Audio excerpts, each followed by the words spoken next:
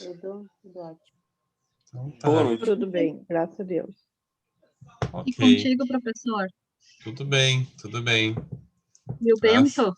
E a Ah, esposa? pois é, estamos na expectativa, né?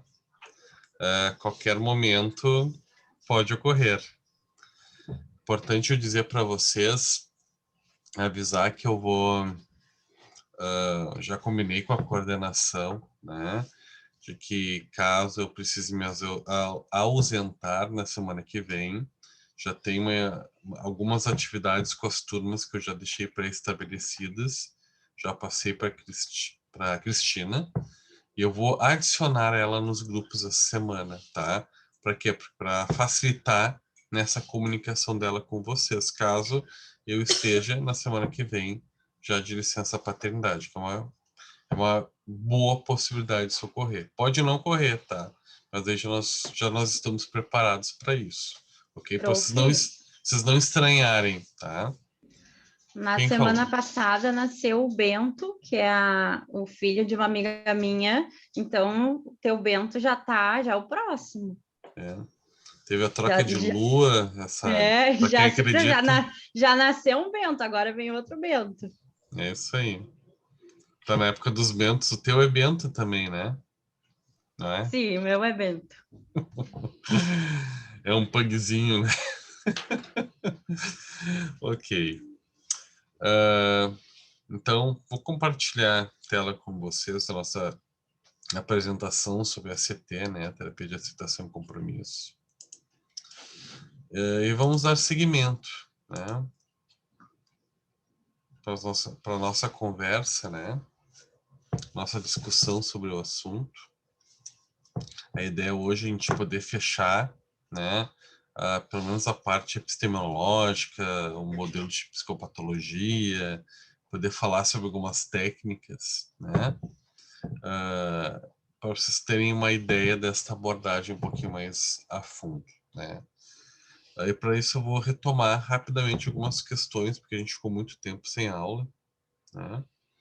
Então a gente vai retomar alguns conceitos e eu vou dar uma aula assim que vai ser tem tanta coisa escrita, né? Nessa apresentação, eu acrescentei algumas imagens, tá? Eu já botei lá no portal uma nova sugestão de apresentação para quem não é uma apresentação nova, eu só acrescentei alguns slides. Quem quiser depois só ver a modificação e acrescenta esses slides novos, tá? Mais que os visuais, que tinha muita coisa escrita, assim, tava muito ruim de ver, assim, achei que a comunicação visual não tava legal, tá? Eu acrescentei coisas novas, ok? E a ideia hoje eu não vou seguir muito, assim, não vou ficar lendo, passando e lendo, tá? Aqui, ó, parar, ler, porque é muita coisa escrita também. Eu vou conversando e daqui a pouco eu vou usar a apresentação como um recurso para dar um exemplo, tá? Mas não vou me ater aqui a uma linearidade da apresentação, porque tem aqui, tem nos livros, enfim, né? Qualquer dúvida vocês me chamam, mas o que está aqui, o que eu vou falar está na apresentação.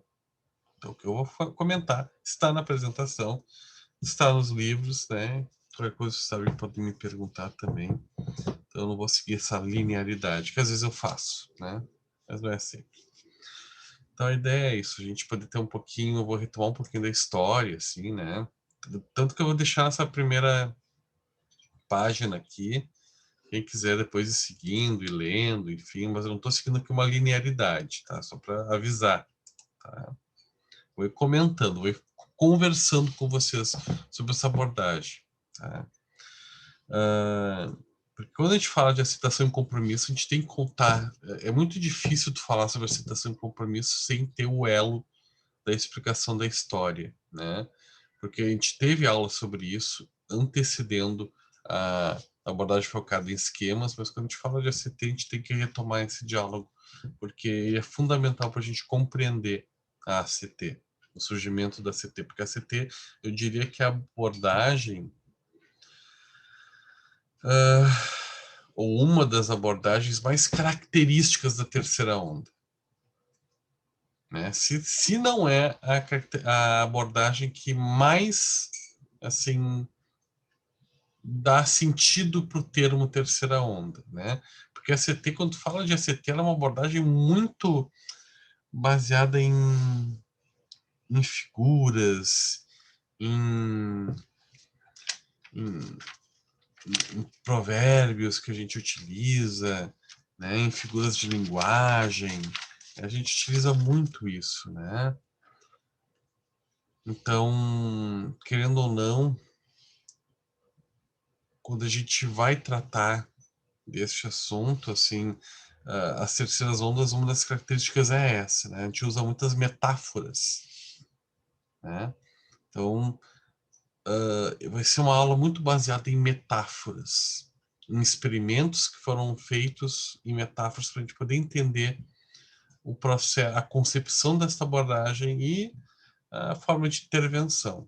Tem toda singular, assim, e, embora ela seja muito baseada em processos empíricos, científicos, ela também tem muito de filosofia, mindfulness, embora mindfulness ele não seja um conceito que seja próprio da CT, mas ele encaixou tão bem que as pessoas falam do mindfulness como se fosse, sim, algo que foi construído a partir da CT. Não, a mindfulness ele já existia e é muito utilizado, né? Porque aqui na CT a gente tem uma concepção muito grande de viver o momento presente, né? Focar no momento presente. Então, o Mindfulness é uma ótima ferramenta para trabalhar isso, né? Então, importante lembrar, quando a gente fala de ACT, a gente está falando da terceira onda, porque existiram ondas anteriores, que a gente já viu em aula, né? Só para citar, né? Para a gente não perder o ritmo, né? Nós falamos sobre a primeira onda, que era a abordagem comportamentalista, né, o behaviorista, como vocês quiserem falar, né? Então a gente contei muita história do behaviorismo no mundo, né? Um pouquinho antes de chegar no Brasil, né, quando o Keller trouxe os laboratórios da USP seus experimentos lá no início do século passado, né? E eu acho muito adequado o termo onda, né? E olha só, o termo onda que é utilizado foi criado pelo Stephen Hales, né? Onda é uma metáfora também, né? Para explicar que são processos que iniciam como uma onda, mas às vezes não se terminam, porque sempre está formando, o mar sempre está formando novas ondas, né? Então é um processo que ainda tem construção, né? Que a gente está avaliando, né? Repercussão. E dentro dessa terceira onda a gente tem a ACT. Quando a gente fala da primeira onda do behaviorismo, ele surgiu em resposta a alguma coisa, porque a gente sempre vai entender que essas ondas, as abordagens surgiram em resposta a alguma coisa, para responder a algo, ou em contraponto a algo. O behaviorismo surgiu em contraponto à psicanálise. E vejam muito bem que eu estou falando que não são verdades absolutas. É o que pensavam os teóricos da época, que eram simpatizantes do behaviorismo, né? Onde se entendia até pela onda positivista da época, né, de que a psicanálise não dava conta de, na sua ciência básica, tornar essa ciência básica ela integrativa à prática clínica. O que eu quero dizer com isso? De que os psicólogos, terapeutas, behavioristas entendiam que a psicanálise ela não tinha uma intervenção alinhada da ciência, da sua própria ciência básica que ela criou com aquilo que apresentava na prática no contexto clínico, né? Às vezes a intervenção era um pouco dissociativa nesse processo, porque o que funcionava com o paciente não funcionava com o outro. E precisava-se de linearidade, precisava de comprovação, né? Então, por que funciona com um e não funciona com o outro, né? Qual é o método que você utiliza? Por que não funciona com todo mundo? A gente precisa de algo que explique o mundo, a gente precisa publicar, precisamos de artigos científicos para isso, a gente precisa de um objeto de estudo linear, mais fácil de ser mensurado, observado, e inconsciente não é muito palpável. Então se colocou aí o comportamento, né? Que é algo onde existe mais um alinhamento laboratorial, né? Onde existiam laboratórios de avaliação operante do nosso comportamento e um universo aplicável desses conceitos, desses fenômenos, né? Inicialmente em animais, depois seres humanos, na observação. E criou-se diversas leis, né, na observação do comportamento humano, as leis lá do behaviorismo metodológico, né, do reflexo condicionado, que depois tiveram uma evolução no behaviorismo radical para o condicionamento operante, né, que são comportamentos que geram consequências no ambiente e são modulados pelas contingências de estimulação que são geradas por essas consequências, né? Eu ajo, a minha ação vai gerar uma consequência no ambiente que vai me retornar com um reforço positivo ou com uma punição, né? Isso vai modulando meu comportamento e meu processo interacionista no meio. Isso é observável, né, no laboratório. Muito embora os terapeutas que criaram a segunda onda, que a gente chama de abordagem cognitivo-comportamental, tinham uma crítica, né? Que é, poxa, pela abordagem behaviorista, nossa essência no início, na época de Skinner, né, de Watson, Skinner, ela ser muito aplicada para diminuição de comportamentos problema. Tu via a maioria dos artigos, pegar da época, de 1950, 60, 70, tu vê muito artigo assim de aplicar os conceitos não para reforçar boas ações, mas para diminuir comportamentos problemas. O que levava a um questionamento de, poxa, será que o behaviorismo é uma ciência que serve para realmente se preocupar com as dores e o sofrimento do ser humano, ou é para ajustar o comportamento humano a algo socialmente agradável, a algo linear, que seja socialmente aceito, né? Então, bom, é uma boa discussão. E tinha muitas falhas, né? Porque daqui a pouco tu pega uma pessoa, porque teu intuito é diminuir comportamentos e problemas, bom, tem uma excelente ferramenta no behaviorismo, que é punição, né? Tu pode punir a pessoa. Só que daí o que acontecia na prática mesmo, na vida das pessoas? Chegava com uma pessoa que gostava de beber, e daqui a pouco tu combinava que toda vez que a pessoa ia abrir uma caixa de bebida, tu fazia um experimento que a pessoa levava um choque. Sabe o que a pessoa aprendia? Aprendia, ou digamos que abria a geladeira. Vamos pegar esse exemplo. Você abria a geladeira e tinha um dispositivo para dar choque. Né? Porque a pessoa, quando ia tomar cerveja, gostava de tomar gelada e a cerveja ficava no refrigerador. Abria a geladeira e levava um choque. Daí o que a pessoa aprendia? Aprendia que não deveria abrir a geladeira. Esse comportamento, ele entrava em remissão, em diminuição. Só que também a pessoa aprendia a pedir bebida para os outros. Né? Então ia para outro lugar, ia direto para o bar, ia para o vizinho, né? Então, bom, então gerava assim, não, parece que não ia direto à raiz do problema, né? Tu diminuía alguns comportamentos, mas a gente aprende rápido a ter outros, né? Então tinha eficácia, sim, mas tinha que estar toda hora realinhando os teus objetivos na prática behaviorista. E daí chegou a segunda onda, né? Trazendo uma revolução, dizendo não, o behaviorismo, além de não atender a todas as demandas do ser humano, ela negligencia processos mediacionais. E o que seriam esses processos mediacionais? Seria a nossa, os nossos pensamentos, as nossas emoções, né? A nossa linguagem. Né? Então, coisas que a prática operante de Skinner e Watson não dava conta, né? E sem falar da distinção filosófica muito grande, porque a gente fala às vezes de comportamental e cognitivo como se fossem sinônimos e não são, né? Cognitivo comportamental existe uma certa diferença bem importante, né? E que a segunda onda tentou aglutinar, porque daí se fala das ciências cognitivo-comportamentais, mas daí isso é importante eu falar para vocês, porque a terceira onda ela surge para o resgate da primeira onda. Por quê? Porque ela questionava como que os terapeutas da segunda onda quiseram criar agora uma abordagem cognitivo e comportamental, a volta do mentalismo lá, do estruturalismo e do funcionalismo. A volta da importância da estrutura, do mecanicismo, porque o que o behaviorismo prega? Existe uma parte de uma engrenagem cognitiva que está defeituosa.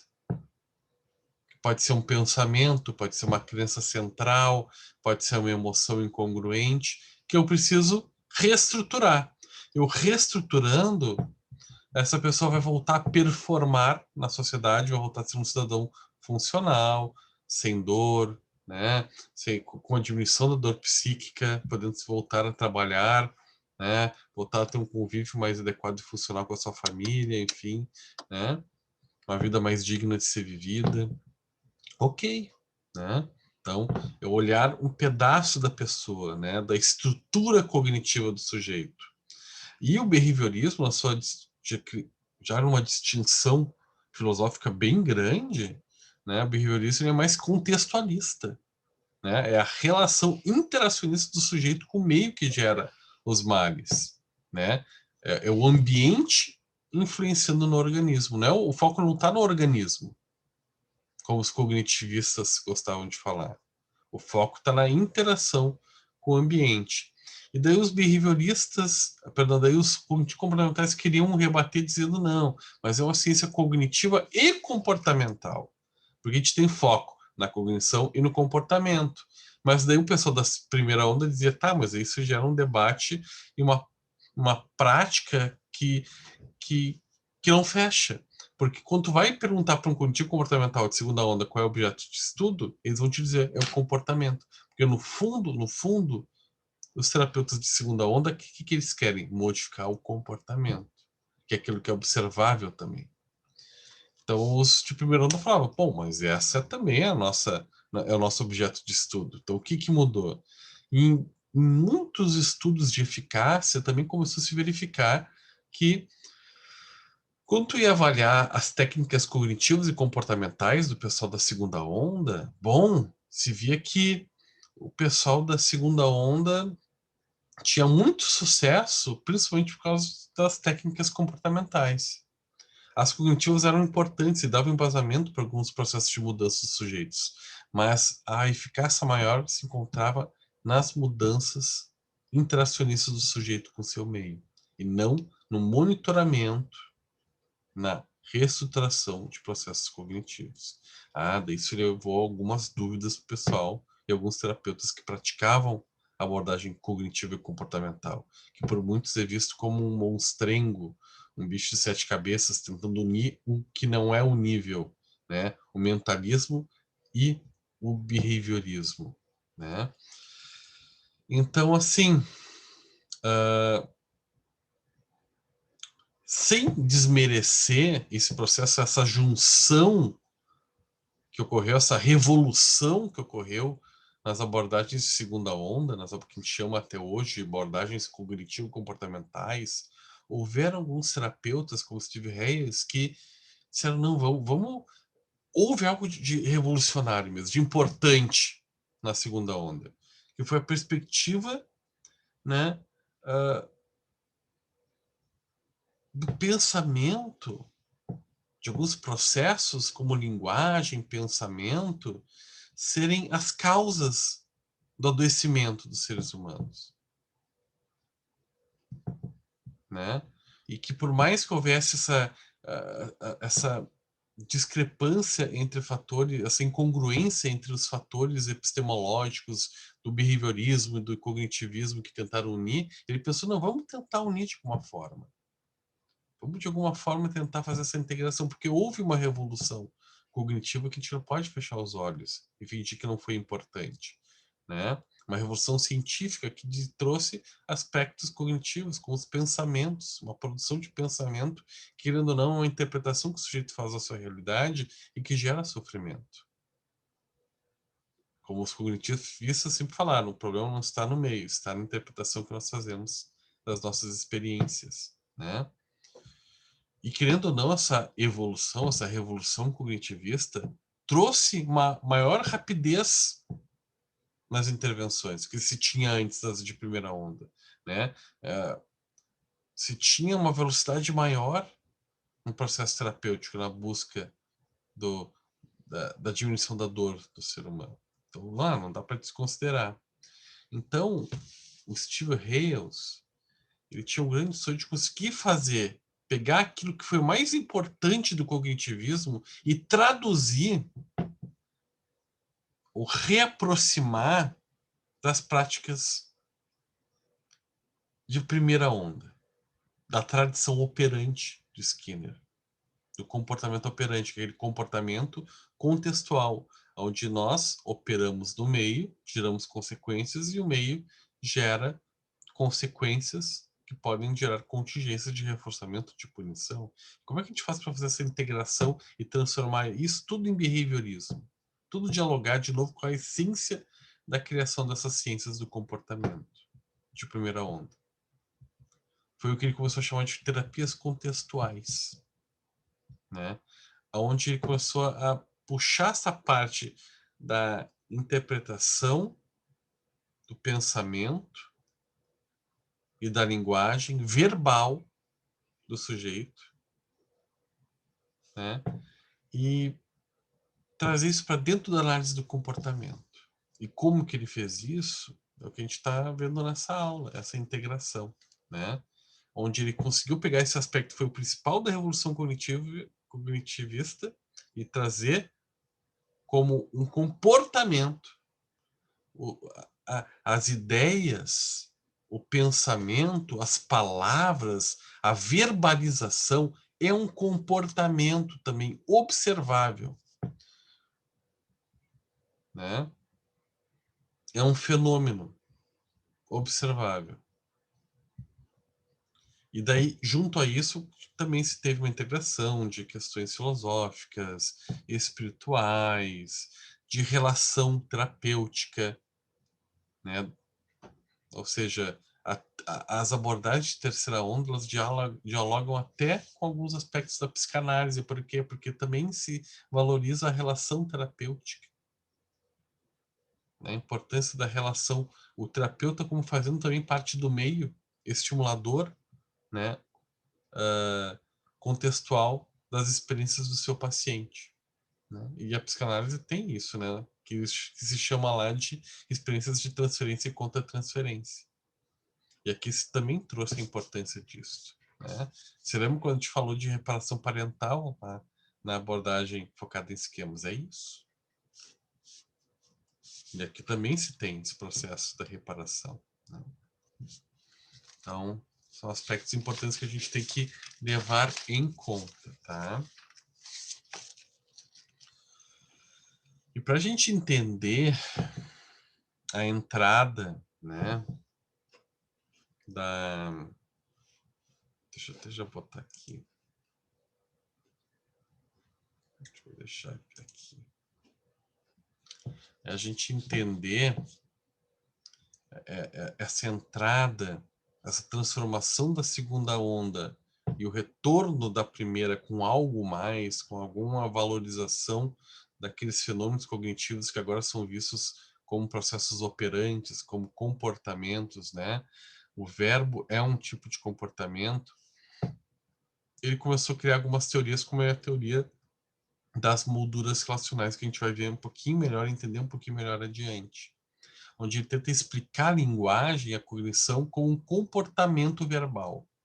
A linguagem e a cognição, ou seja, a linguagem e os pensamentos e as emoções, ou seja, nós temos pensamentos e emoções que a gente traduz numa linguagem verbal, que é um comportamento verbal.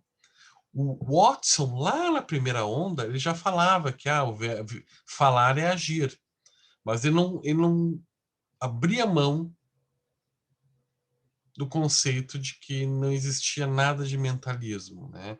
Ele dizia, se perguntasse para ele, mas o pensamento, a linguagem, não é linguagem, é uma resposta reflexa verbal.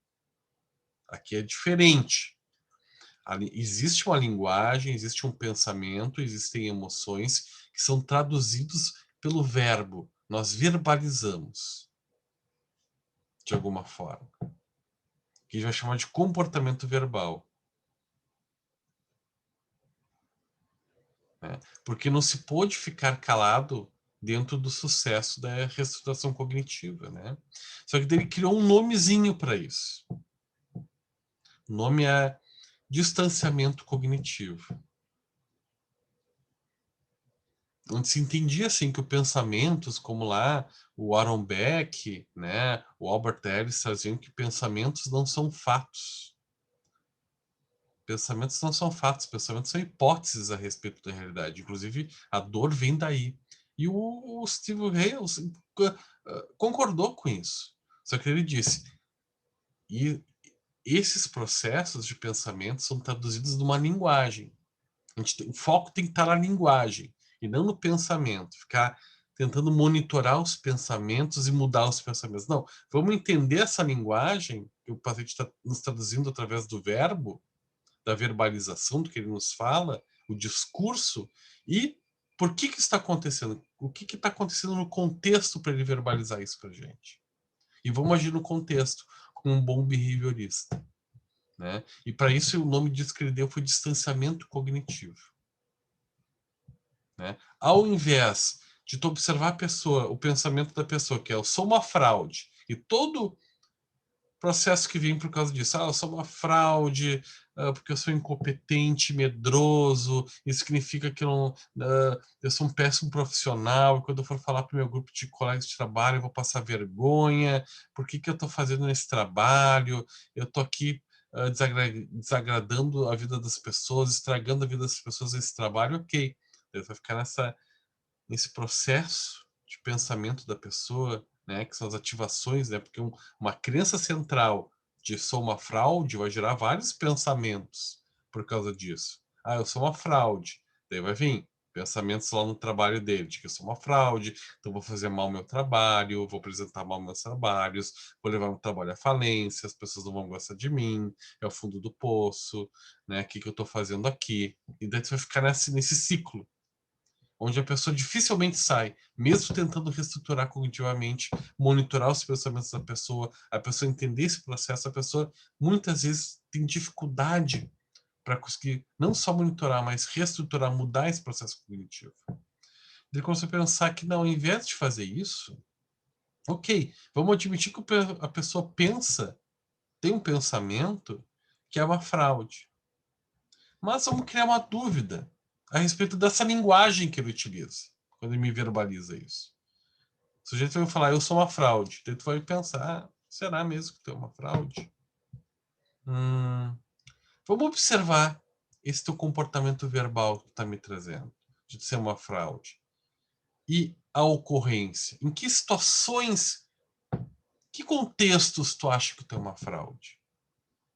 E vamos entender essa palavra fraude. Por que essa palavra te governa? Em que situações ela assume o controle da tua vida? Quando é que ela aparece? Quando é que tu ativa essa palavra e ela assume o controle, assume o leme e faz tu ter alguns modos de enfrentamento, de evitação, ou de deixar de fazer as tuas coisas, né? Não querer sair de casa, ou te sentir envergonhado, enfim. Vamos entender esses contextos, quando é que tu ativa isso? Foi a partir disso que ele começou o desenvolvimento das molduras relacionais. A gente vai entender, vamos continuar entendendo essa diferenciação, tá? Então, estou contando uma historinha aqui para vocês, para a gente começar a entender onde é que começou a se diferenciar. E aí já tem uma grande mudança. A gente não vai ficar focando na restauração cognitiva do sujeito. Não, vamos admitir esse pensamento, vamos deixar esse pensamento aí. Não vamos mudar o pensamento eu sou uma fraude. Vamos deixar ele aí. Só vamos entender quando é que ele assume o controle. Em que contextos e por que isso acontece. Isso que a gente tem que monitorar. É o contexto. Como é que o contexto está ativando isso? E daí que vem o conceito de contextualismo funcional e a hipótese de mundo. Através do contextualismo funcional. O que quer dizer contextualismo funcional? Tem duas palavrinhas aí, contexto e funcional. Quando a gente fala de contexto, é o contexto, o evento em contexto. O evento nunca existe por si só. A gente nunca pode dissociar a verbalização do contexto. Aí, ó, a gente está pegando lá o behaviorismo, a abordagem cognitivo-comportamental, especialmente o cognitivismo, e estamos jogando lá para o operacionismo. Por quê? Porque eu não posso ficar só analisando a estrutura cognitiva. Eu tenho que entender que a estrutura cognitiva ela é verbalizada numa linguagem. E eu tenho que entender em que contexto que essa pessoa me traz essa linguagem.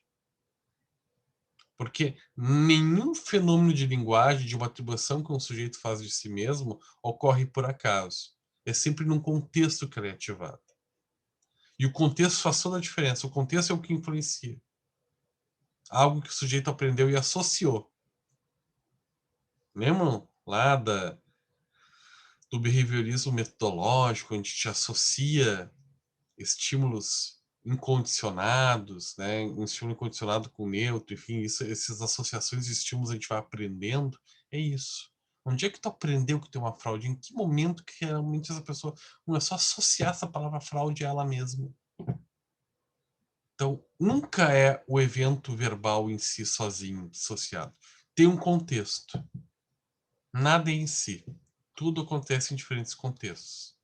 Existe uma relação com um universo de possibilidades de associações que a gente não faz ideia que o sujeito faz o tempo todo e cria cada vez mais.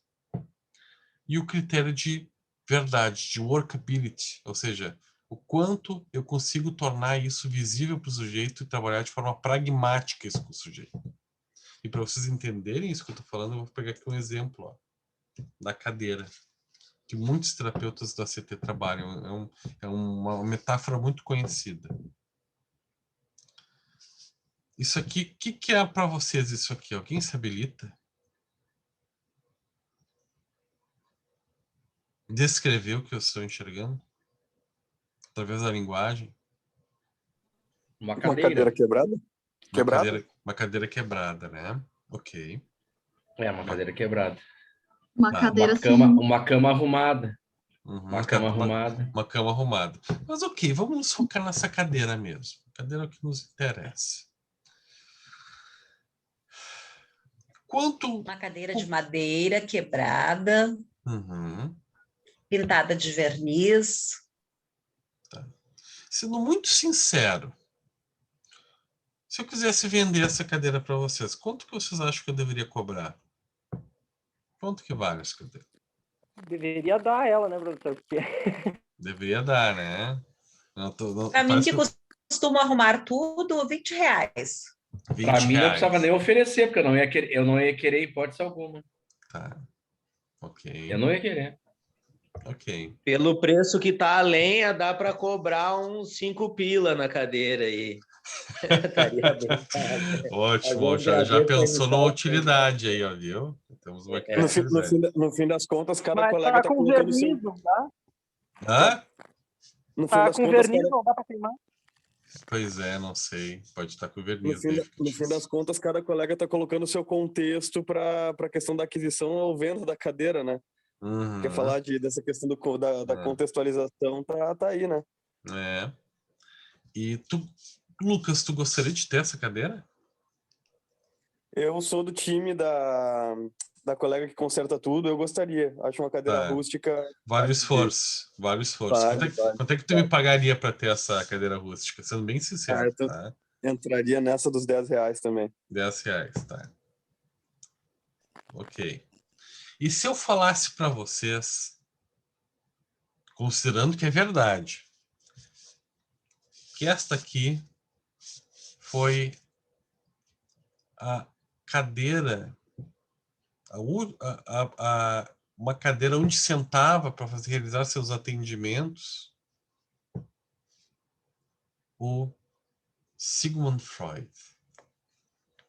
Vocês continuariam me pagando o mesmo valor por ela? Pagaria bem mais. Então depende do contexto, exatamente isso, né? O valor vai ter dependendo para quem a gente oferece e que cadeira é essa, né?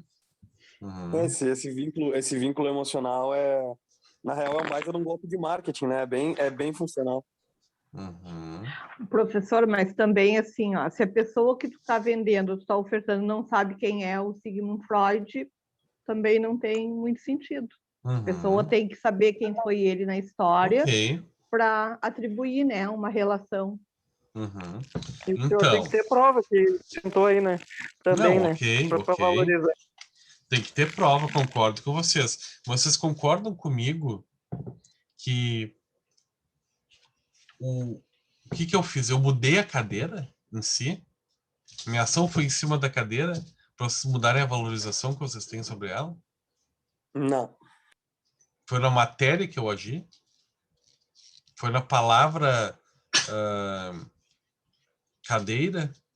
Ou eu agi no contexto, na história desta cadeira? Por onde ela passou? A quem ela serviu? Então, o que as abordagens contextualistas e o contextualismo funcional da CT traz é que o valor das coisas, ela não está nas coisas, ela está no contexto onde, né, as experiências ocorrem, né? Está no contexto. E não o valor não está nas palavras. As palavras não valem absolutamente nada. As coisas, elas só têm sentido dependendo do contexto onde elas são colocadas. Né? Então, a gente pode falar que o comportamento sempre está em função de um determinado contexto. Lá. Uma aula com o cachorro latindo, amassando uma garrafa, vale muito menos do que uma aula onde se tem silêncio e atenção. Né? Mas ok. Senão a gente vai ter que tirar, tá? Se eu fizer barulho de novo. Peço desculpas à turma, tá? Então... Ela está se comunicando, professor. Está se comunicando, mas não é no contexto mais adequado. Então, assim... existe um componente... o comportamento em função sempre tá... O comportamento sempre vai estar em função de algum determinado contexto. Né? Já vou abrir para... Já te pergunto, tá, Cici? Só para dar um fechamentinho aqui. Já sei o que tu quer falar. Então, não existe comportamento bom ou ruim. Não existe comportamento bom ou ruim do ser humano. Ou ações boas ou ruins. Existe um comportamento que produz algum dano ou algum sucesso, dado o contexto em que ele está inserido. Por exemplo, se eu desse aula assim, ó.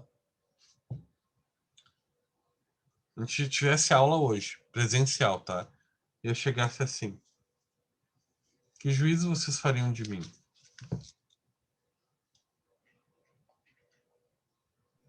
O senhor está com Covid. Pode ser. O que mais? Vocês pensariam de mim? Eu entrei na aula assim. Acho que nada, professor, porque tá tão comum isso daí. Acho que então, não faria um conceito por isso, porque tá tão comum a utilização de máscara. Ok. Eu diria que tu está seguindo os protocolos. Os protocolos dizem hoje que tem que usar máscara. Ok. Principalmente em ambientes com outras pessoas. E se eu entrasse assim para dar aula em 2017? O que vocês vão pensar? O senhor está gripado, professor? Estou gripado. O que mais? O senhor poderia estar doente, com imunidade baixa, alguma coisa assim. Doente, com imunidade baixa. Poderia ter quem pensasse, né? Esse cara tá louco, por que tá de máscara? Deve ter toque, né? Sempre tem quem pensa, né? Porque vocês não são querubins dourados, né? Queridos, às vezes a gente pensa coisas ruins também. Então, claro, a gente poderia pensar coisas de cuidado, enfim, mas podem surgir também pensamentos de toda hora. Mas poucas pessoas vão estar pensando assim, poxa, ele está cuidando de mim também, usando a máscara. Não, ele está com gripe, ele está com alguma doença de imunidade baixa, ele está cuidando dele, ou ele, sei lá, tem um toque, tem algum problema, né? Que faz ele não querer respirar o mesmo ar da gente, né? Agora, hoje, a avaliação é completamente diferente. E o que muda é o contexto. César, estou te ouvindo. Isso, desculpa. Né? Então, nós temos sempre que considerar o contexto. Isso é o que prega a ACT. É indissociável. E existem processos operantes que são derivados dos pensamentos, das emoções, traduzidos na linguagem num comportamento verbal operante, que o sujeito vai verbalizar. Onde nessa verbalização, esse verbo, esta palavra, ela traduz uma função que o contexto tem sobre o nosso comportamento, sobre os nossos valores, o que a gente pensa, os construtos que a gente faz a respeito da gente, dos outros, do mundo. Né? Isso é indissociável. Cici, por favor, pode trazer a tua contribuição para a gente. Ah, agora eu já esqueci. Ah, não me diga isso. Eu vou ficar culpado aqui se você esquecer. Não, mas eu não lembro mesmo. Eu acho que está no contexto. Eu ia falar sobre a cadeira, mas eu fugiu, esqueci. Tá bom. Ok, não vou te deixar esperando mais tanto na próxima vez, tá? Então, assim, daí que vem realmente aquela palavra, né? Aquelas palavras bonitas que as abordagens de terceira onda trazem.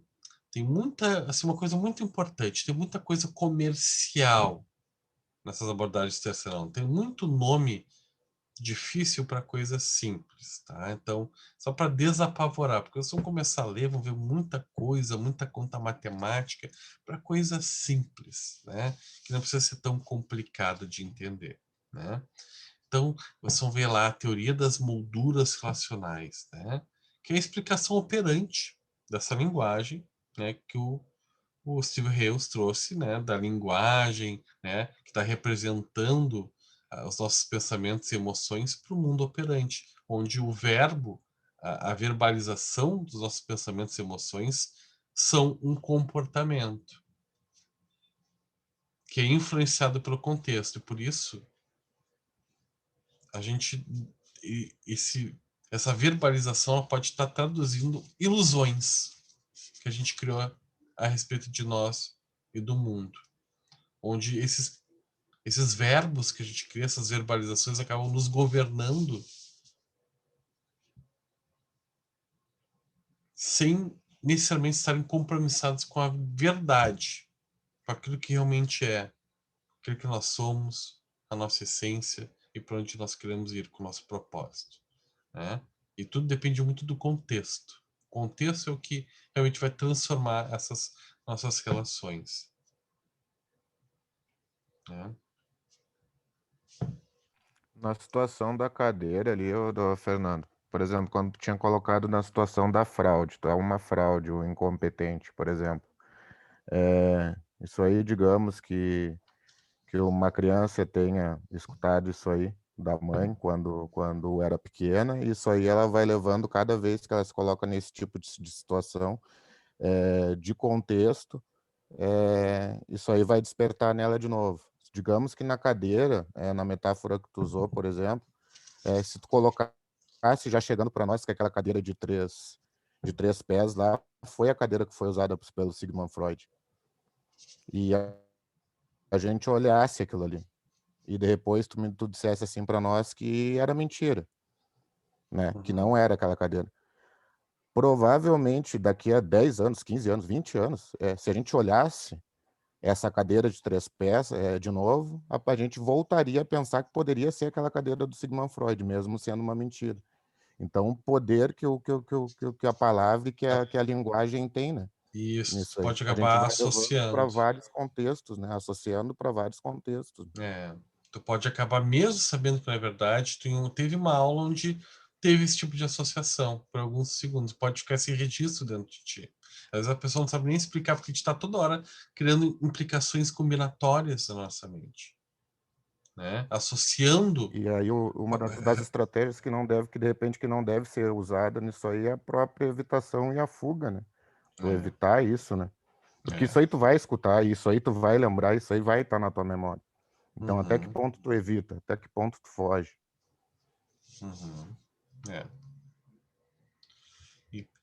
Perfeito.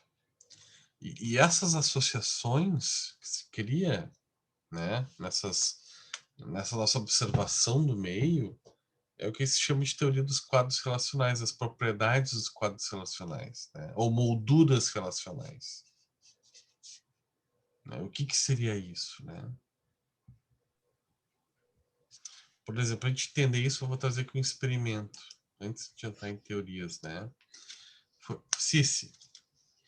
Agora eu lembrei de uma pauta. Essa aula aí nunca mais vai ser esquecida, pelo menos por mim. Cada vez que eu for no boteco ou no restaurante que tiver uma cadeira semelhante a essa, eu vou me lembrar dessa aula. Tá ótimo. Tá ótimo. E também não vamos esquecer desse teu exemplo, do boteco. Então, né? Aqui, ó, foi feito um experimento, né? Que é um exemplo do experimento Downer, tá? Em 2007.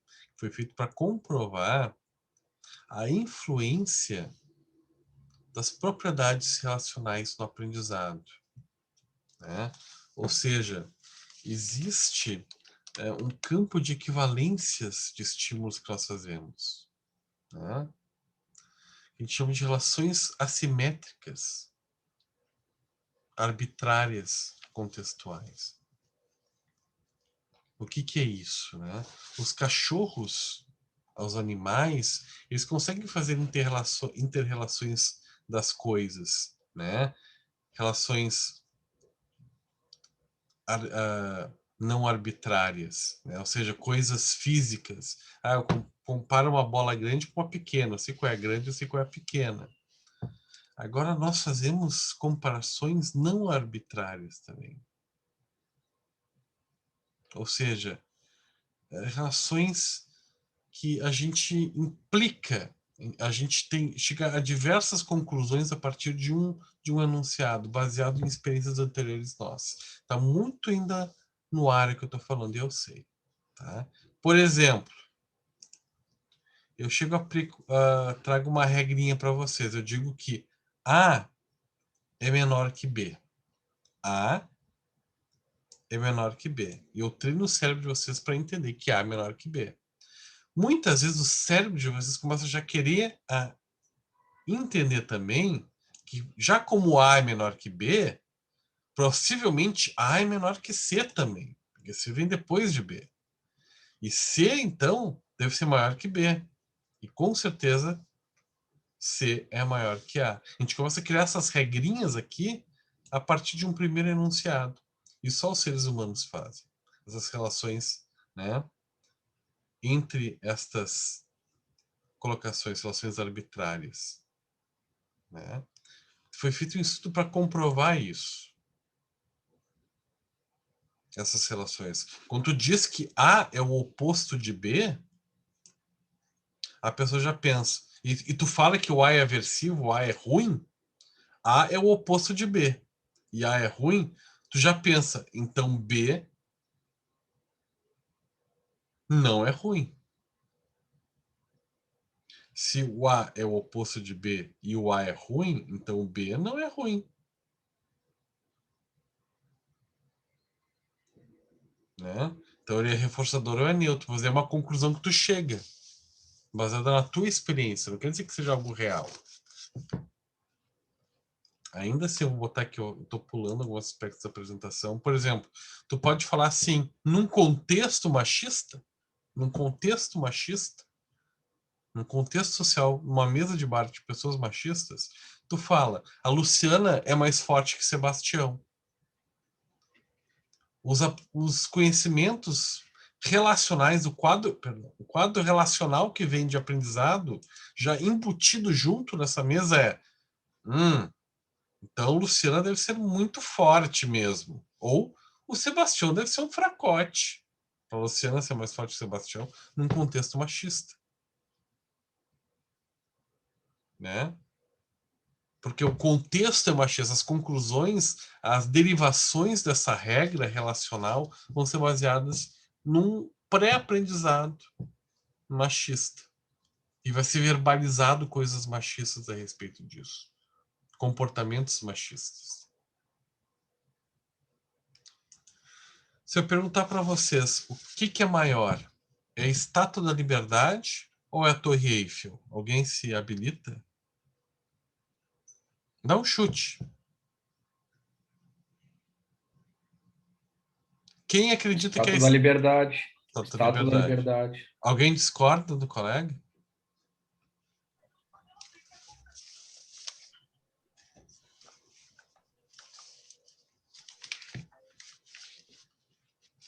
Alguém ousa discordar do colega? A Estátua da Liberdade ela tem 93 metros de altura. A Torre Eiffel tem 300 metros. Ela não é só maior, ela é muito maior. Ela é 3 vezes o tamanho da Estátua da Liberdade. Mas o que acontece?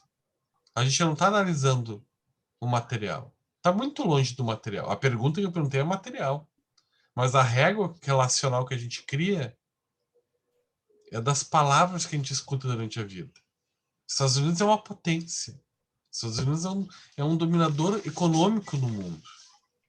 Então eu torno a Estátua da Liberdade maior que a Torre Eiffel. É muito comum a sua resposta, tá, César? É por isso que eu boto aqui. Tá? Ou, o que é maior? A Estátua da Liberdade ou o... Nossa! Cristo Redentor. O Cristo Redentor, meu Deus do céu, que vergonha. Mas tu tinha perguntado a Estátua da Liberdade em relação ao Cristo Redentor, depois tu botou a Torre Eiffel. Não, primeiro eu perguntei aqui. A Estátua da Liberdade ou a Torre Eiffel? Qual que é o maior? Não. Eu não perguntei isso? Não. Sim, perguntou. Perguntei. Depois, agora que eu tô perguntando. Então é a Torre Eiffel. Tá. E agora? Estátua da Liberdade ou o Cristo Redentor? Qual que é o maior? Debate pronto aí, pessoal. Eu acho que é a Estátua da Liberdade. Alguém acha que é o Cristo Redentor? Eu acho que é o Cristo, porque ele está numa pedra, né, de altitude. Talvez a estátua seja menor, mas a altitude que ele está é maior. Pode ver toda a cidade embaixo e a outra não. Tudo bem, ele está perguntando a estátua. Lógico que se pegar o Corcovado, ele está muito mais alto.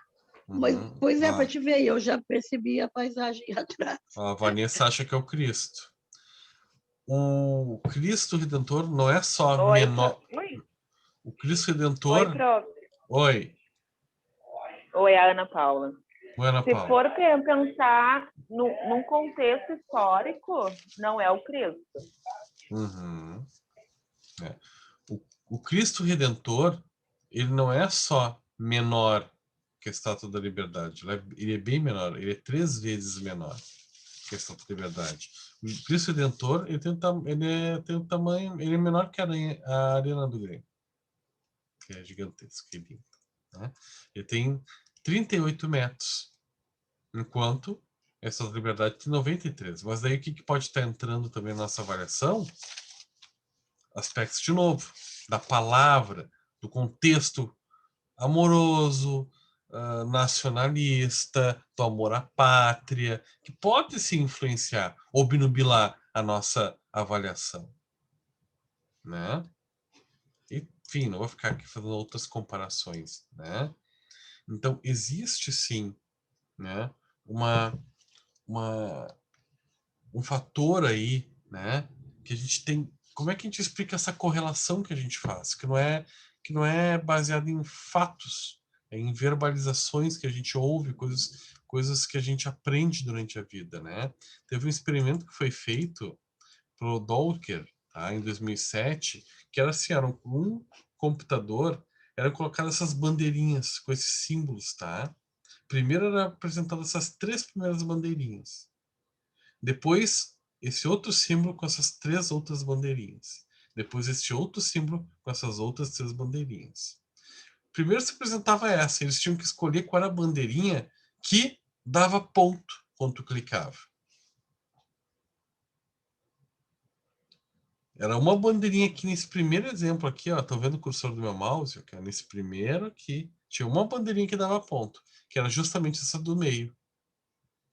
Depois, nesse outro aqui, tinha uma outra bandeirinha que dava ponto, que eles acabavam aprendendo pela prática. Eles se repetiam essas imagens o tempo todo, eles tinham que ir descobrindo qual era a bandeirinha que dava ponto. Eles botavam esta bandeirinha aqui. Esta aqui que dava ponto. E depois, por fim, esta bandeirinha que dava ponto. Qual é o segredo aqui? As bandeirinhas que davam ponto eram sempre do mesmo tamanho. Existe uma característica da bandeirinha que dá ponto. Só que fenômeno começou a acontecer? Que quando as bandeirinhas estavam neste contexto aqui, ó, neste último aqui, as pessoas clicavam mais no botão de confirmar. E quando estava nesse contexto aqui inicial, clicavam menos. Perdão, no contexto aqui do meio, ó, clicavam menos. E aqui era mais ou menos a mesma coisa, nesse primeiro. Por quê? Porque aqui se entendia, fazia a leitura do contexto. Apesar das bandeirinhas serem do mesmo tamanho, neste último aqui ela parecia a maior do grupo, comparada às outras. Daí o pessoal apertava mais. Quando era essa aqui, ela era a última em tamanho. Então as pessoas clicavam, né, confirmavam menos apertando no botão. E aqui era como se fosse praticamente um grupo controle, né? Então se observava isso.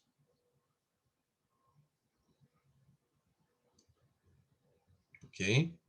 Então a pergunta que se fazia, né, vendo isso, poxa, da onde que vem esse repertório se a gente não ensinou?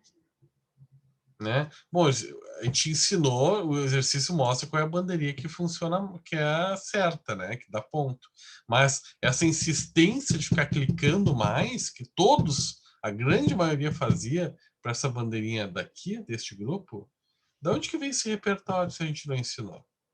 Eles jamais tinham sido expostos a essa contingência de apertar mais no botão para saber se é para um ou para outro, enfim. E o nome que se deu para isso é responder relacional. O nome que se deu para isso é responder relacional arbitrariamente aplicável. O que quer dizer isso? Que a gente responde aos estímulos baseados no contexto também, que pode ser reforçador ou não. O clicar muito nesse aqui é porque aqui parece que a pessoa está ganhando mais recompensa, porque ele é o maior do grupo. Então, ele sempre está respondendo, correlacionando com os outros que são menores. Daí que tem essas continhas aqui, ó, que dialogam muito com a gente, claro, né? A gente vem para as aulas de psicologia para ficar vendo agrupamentos, né? De propriedades relacionais, né? Mas é isso que quer dizer. A gente cria essas regras baseadas no contexto. É ensinado que essa bandeirinha aqui, ó, que está em verde, é a maior. Mas ficar clicando mais nesta daqui é porque eu infiro que no grupo ela é a maior e por isso tem que clicar mais, confirmar mais, que essa é a que vai dar mais pontos mesmo, né? Porque eu faço esse responder relacional arbitrariamente aplicável, né? E isso a gente só aprende baseado nas primeiras relações de vida que a gente faz, né? Porque a gente vai aprendendo que quando uma coisa é maior no grupo, ela vale mais, né? O que nem sempre é uma regra, porque a moeda de 1 centavo era maior do que a de 5 centavos. A de 5 centavos era maior do que a de 10, isso eu posso afirmar, né? Nem sempre a regra é essa, mas a gente também vai aprendendo essas coisas, né? E correlacionando. Então a gente sempre está correlacionando tudo. E com a verbalização também é assim. Mas isso parece tão distante da prática clínica, né? Isso parece não dialogar nem um pouco com a nossa prática clínica. Então eu trago aqui um exemplo de um transtorno de ansiedade. Para mostrar a importância do contexto. E da avaliação desta correlação. Da avaliação do responder relacional arbitrariamente aplicável. E como é que a gente vai entender isso? Por exemplo, digamos que inicialmente, vamos pensar no primeiro exemplo ali de cima, tem coração, o contexto é o coração batendo rápido, tá? Uma taquicardia repentina que o sujeito tem. A pessoa está andando na rua, daqui a pouco o coração começa a bater rápido de forma súbita. Muito característico de transtornos do pânico, né? Síndrome do pânico. Que é aquela mudança interoceptiva do coração batendo rápido do nada. Daí a pessoa pensa, ai meu Deus, tô tendo uma crise de pânico. Ai meu Deus, eu tô doente. Ai meu Deus, eu vou morrer. Ai meu Deus, não. vou tomar um Rivotril. Daí toma o Rivotril e o coração para de bater rápido. Digamos que nesse caso a pessoa tem um transtorno de ansiedade, tá? E aí toma o Rivotrilzinho ali, o clonazepam, e o coração já começa a se aquietar. Resolveu o problema? Ah, resolveu. Na hora. Né? Mas houve um controle verbal aí sobre o sujeito. Manifestado no pensamento. Sujeito, o que ele pensou disso? Né? Que verbos, que palavras que vieram dialogar com ele? Cara, tu vai morrer, tu tá mal, né? Tu tá doente, cara. Teu coração vai parar, tu tá tendo um ataque cardíaco. Toma esse Rivotril, tu vai morrer. Aí a pessoa vai lá e toma o Rivotril. Agora tu pode, ao invés de... Porque vamos concordar que aqui tem um contexto, que é o coração batendo rápido do sujeito, que é um contexto. E aqui teve a ação do sujeito, né? Recheada de pensamento. Porque a gente vai entender que a verbalização, de novo, qual foi a grande contribuição do Steven Hayes? Foi considerar a linguagem, a verbalização, onde está embutido pensamentos e emoções, um comportamento operante. Então, o tomar o Rivotril está relacionado com a resposta operante, o comportamento operante de ter pensado, eu vou morrer, eu tô doente, eu tô mal, né? E daí a pessoa vai lá, toma o Rivotril e diminui. Daí, bom, eu posso continuar tomando Rivotril nesse tipo de situação, apagando incêndio, né? Mas é muito provável que esse ciclo vicioso cada vez se torne mais forte. A pessoa cada vez fica mais dependente do Rivotril para diminuir esse tipo de sintomatologia. Eu posso fazer isso, né? Ou eu posso mudar o contexto desse batimento cardíaco. Eu posso fazer com que o sujeito aceite o batimento cardíaco mais rápido e, por aceitar, eu, em vez de mexer no coração, eu mexo no contexto. Nos valores do contexto. Eu posso pensar assim, digamos que esse contexto do coração batendo rápido seja uma pessoa entrando numa sala de aula para fazer uma palestra. Ao invés dessa pessoa tomar o Rivotril, achando que vai morrer, eu posso sugerir, conversando com esses pacientes, dizendo, olha, ok, o coração começa a bater mais rápido mesmo, nesse tipo de situação. E a gente se sente mal, porque não é gostoso sentir ataque cardíaco. Não é gostoso mesmo, né? Mas talvez isso seja um sintoma da ansiedade por estar muito perto de estar fazendo algo que te deixa realizado, que é dar uma palestra, que é algo que tu tanto gosta. Aí tem uma pequena mudança, que é a mudança de contexto. Que ao invés de tomar o Rivotril, é valorizar, tu tendo uma mudança que é esperada no teu corpo, por estar enfrentando um desafio frente a algo que tem muito a ver com o teu propósito de vida, que é dar aula. É algo que tu deve celebrar. Então, a visão do sujeito sobre o aumento do batimento para de ser a visão da doença, do adoecimento pelo batimento cardíaco ser mais rápido. Não, se torna coerente. É coerente que bata mais rápido. É normal que bata mais rápido. E eu aceito que bate mais rápido. Porque eu estou quebrando com o modelo médico de psicopatologia. Vamos ver se eu consigo criar essa palavra, se esse neologismo, se existe mesmo. De psicopatologizar, não, ou seja, de criar psicopatologias em tudo. Tá? Vocês entenderam o que eu quis dizer. Então, o modelo médico pré-existente, antigo, de que essas alterações interceptivas pode estar representando algo de ruim. Não, só um pouquinho. Vamos ver o contexto onde isso está acontecendo. Tu vai dar uma aula, está enfrentando uma situação nova. É esperado que teu coração acelere. É normal. Isso é uma reação frente a um desafio, frente a algo que vai te deixar realizado, algo que tu queria muito para tua vida. Então vai acelerar. Celebra. Não foge dessa experiência. Deixa ele batendo mais rápido. Conversa com a tua turma sobre isso. Fala, olha, gente, tô entrando nessa aula, queria que vocês pudessem ouvir meu coração batendo mais rápido.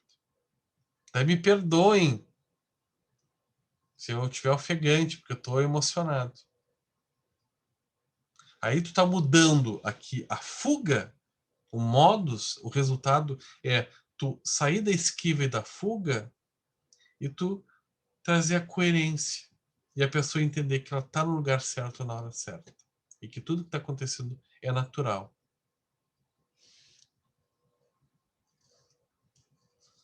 Né? E essa é uma das transformações esperadas no processo, né, das ACTs.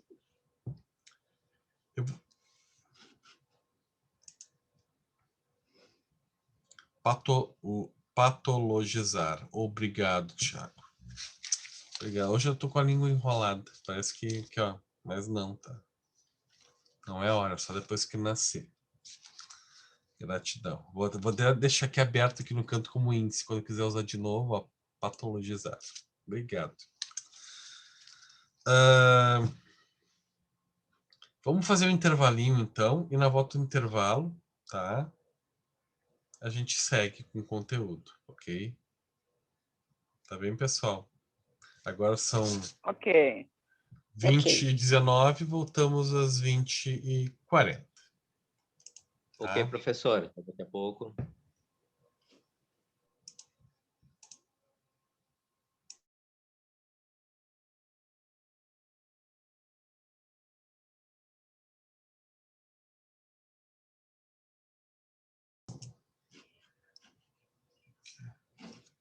Cadê aqui minha colinha do Thiago, do psicopatologizar?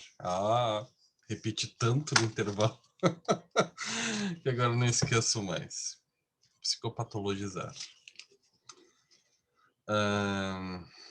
Então, pessoal, esse exemplozinho aqui é para mostrar assim na prática como é que isso ocorre, né? E daí a gente vai ensaiando novos repertórios, né? De comportamento verbal do paciente para ressignificar, né, as suas experiências, mudando o contexto.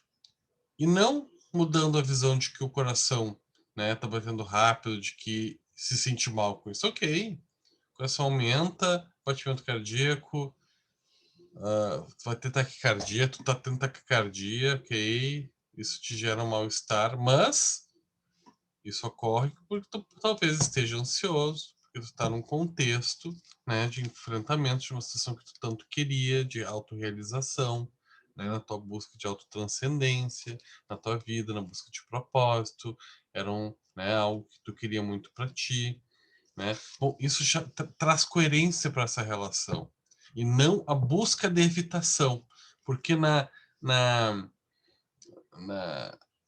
abordagem de aceitação e compromisso, tem também como um aspecto importante quebrar com o comportamento do sujeito de evitação das suas experiências emocionais.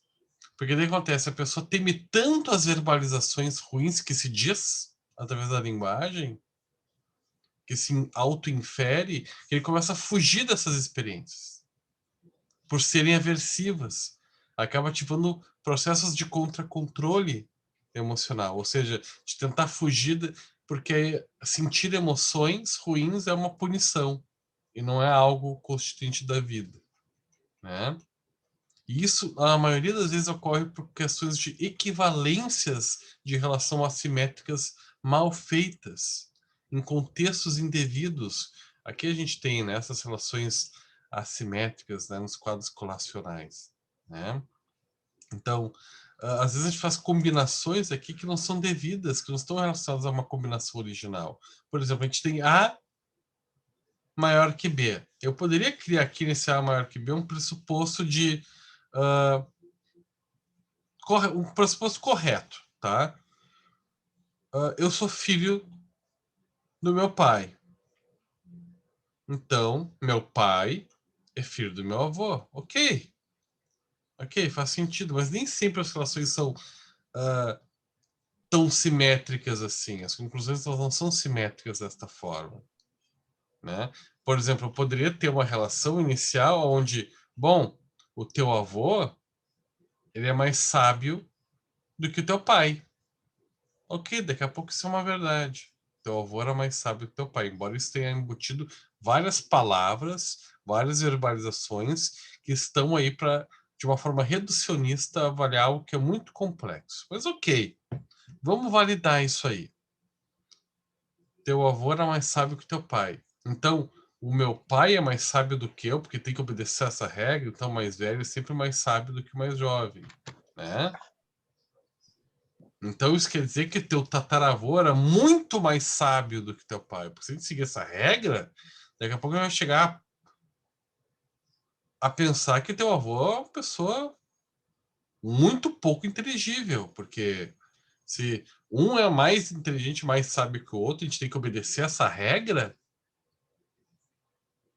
relacional, daqui a pouco a gente vai chegar à conclusão que a pessoa que tu tanto admira que é teu avô, porque teu avô é mais sábio que teu pai, bom, o teu bisavô era mais sábio que teu avô, e teu tataravô era mais sábio que teu bisavô, teu tataravô era mais sábio que o teu tataravô, e por aí vai. Então daqui a pouco, meu Deus, teu avô não é nada inteligível, porque perto dos outros, né? Vale. E daí aí a gente vai mostrando a ilusão das palavras que a gente vai criando, dos conceitos, dos pensamentos, emoções que a gente traduz na linguagem verbal, que são ilusões que a gente cria através de processos de relação, de associação, quadros relacionais indevidamente realizados, construídos nas nossas experiências de vida. A gente vai criando esses conceitos, né, que não são reais. Eu até brinquei com vocês na aula primeira que eu falei com vocês, é sobre o bonito, né? Chega um paciente e fala, porque me falaram que eu sou feio. Ok. Então tu é feio. Tu é feio comparado a quem? Porque estavam lá uns caras, os meus amigos. Então digamos que teus amigos dizem que tu é feio. Seja comparado a eles feio. Teus amigos são mais bonitos do que o Thiago Lacerda e o Bruno Gagliasso, eles são mais bonitos? Denúncia, acho que não, tá. E o Bruno Gagliasso e o Thiago Lacerda são mais bonitos que o Brad Pitt e o Tom Cruise? Não, acho que eles são mais bonitos. Acho que o Tom Cruise e o Brad Pitt... Tá, e o Tom Cruise e o Brad Pitt são mais bonitos que o... Então todo mundo é mais feio do que alguém. Então a gente tem que ficar se preocupando com essa palavra?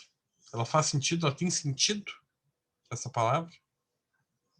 Essa verbalização que tu criou, ela faz sentido algum? Se todo mundo é mais feio que alguém, então todo mundo é feio. Né? Daí tu vai te paralisar, vai deixar de conversar ou com os meninos, se a tua orientação for homossexual, com as meninas, se a tua relação for heterossexual, né, tua orientação, ou com ambos se for bissexual, enfim, né?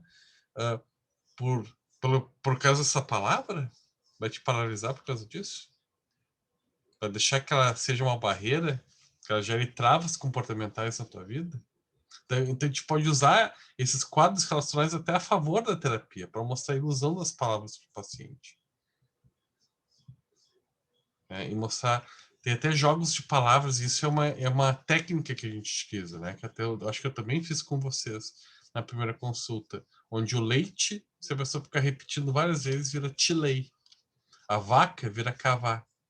Para mostrar como as palavras elas vão alterando o sentido só a gente repetindo elas. Essa é uma técnica que vai ajudando o cérebro a desconstruir o significado inicial da palavra, para tirar a força de uma palavra que gera um trauma no paciente. Daqui a pouco o paciente tem uma palavra que gera um trauma, que é gordo. Me chamava voltando de gordo. Vamos repetir essa palavra. Vamos ficar 10 minutos repetindo essa palavra. Gordo, gordo, gordo, gordo, gordo, gordo, gordo, gordo. Vamos repetir essa palavra. Até ela perder o sentido. Tá? O que a gente estava falando aqui? A palavra gordo. ela ainda está te gerando mal-estar essa palavra. Ah, não, até me esqueci de tanto que tu está repetindo aqui, né? Tirar o sentido, tirar a carga da palavra, de tanto repetir. Isso é uma das muitas, inúmeras estratégias que nós utilizamos, né? Para diminuir esse operante, que é a palavra, a verbalização é um comportamento operante, desgeneralizar ele dos teus conceitos de vida, né? Porque daí que começa a acontecer? As palavras começam a aprisionar e governar o sujeito. As palavras que ele cria, os conceitos através das palavras.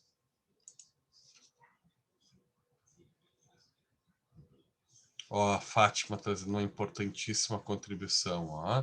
Funciona bem com as crianças, mudar a palavra e fazer o lobo virar bolo. Aham. Podemos fazer também esses jogos de palavras, mostrar como a gente mudando uma sílaba já muda totalmente o sentido. Lobo, lobo, lobo, lobo. Daí o contrário. Muda, né? As consoantes, né? Vira ela ao contrário, né? Bolo, né? Como se fosse um espelho. Enfim. Só repetir. Lobo, lobo, lobo, lobo, lobo, lobo. Né? Então, repetindo bem rápido acontece, né? Lobo, lobo, lobo, lobo, lobo, lobo, lobo, lobo, lobo, lobo. Daí vai repetindo. Até virar bolo. E daí tu vai desconstituindo a força daquela palavra e a representatividade aversiva que ela carrega. Porque a palavra, o problema não está na palavra, o problema está no que ela representa. Assim como na cadeira. Né? A cadeira, o problema não era a cadeira em si, porque de uma hora para outra você começaram a dar valor para a cadeira. O problema era o contexto onde ela estava. Ah, porque daí me falaram que eu sou feio. O problema não é a palavra feio. Porque se eu comparar, eu sou mais feio que o Brad Pitt, vou me achar bonito ainda. Se me falarem, tu é feio, hein? Como assim eu sou feio? Tu é mais feio que o Brad Pitt. Ah, muito obrigado. Eu devo ser muito bonito mesmo, porque o mais feio que o Brad Pitt ainda é bonito, né? Então, a gente tá assim, a carga emocional ruim a gente dá na correlação, no contexto que a gente está atribuindo elas. Né? E como a gente faz esse operante se generalizar na nossa vida, em diferentes contextos, enrijecer e nos paralisarmos por causa delas, né? As palavras, os símbolos que elas representam, né? Para não deixar elas governarem nosso comportamento. Né?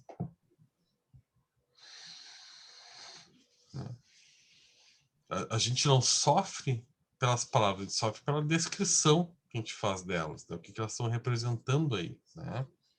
E que deve aquele conceito da normalidade médica, né? Do conceito que se brinca muito, né? Do conceito Activia, né? Que se cria, né?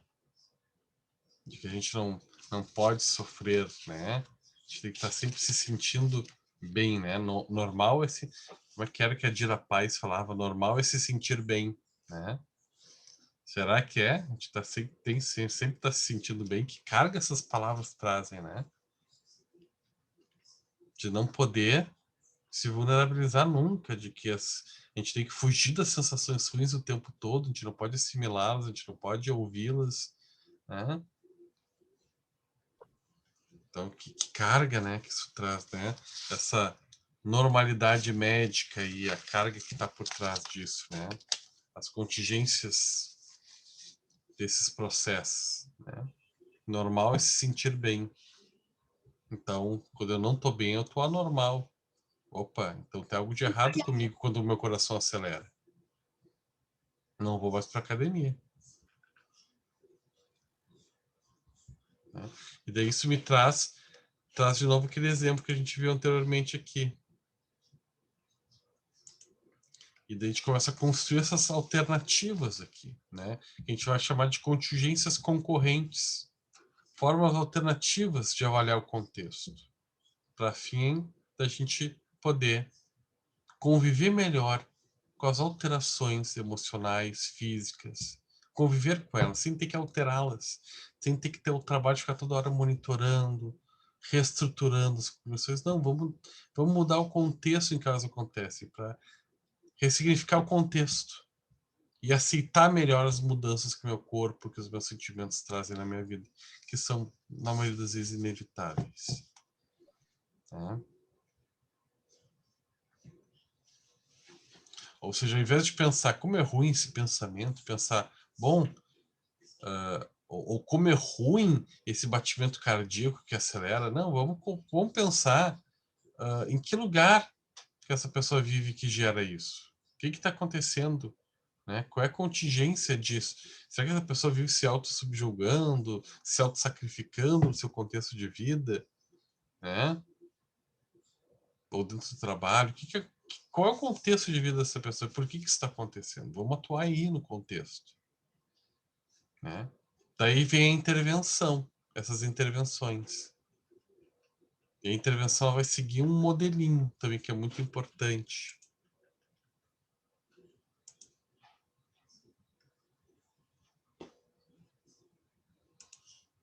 Que é esse comercialmente chamado de Exaflex, né? Que é bem comercial, né? Mas ok, a forma foi criada para as pessoas, né, terem uma aproximação e uso, né?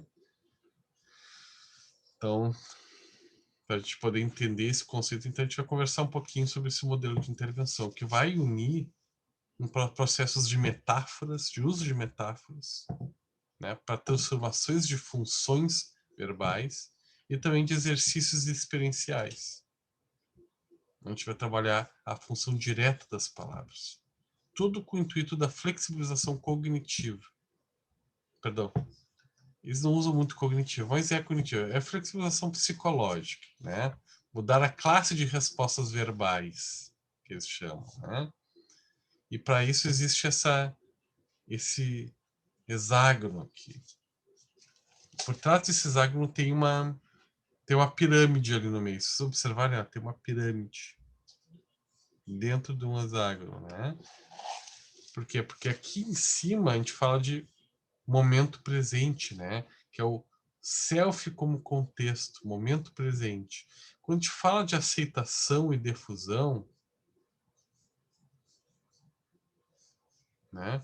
A gente está trazendo outros conceitos que são importantes para esse entendimento, né? Na avaliação. Né? A gente está falando dos processos... Pedro. Oi. Estou te ouvindo, Ricardo.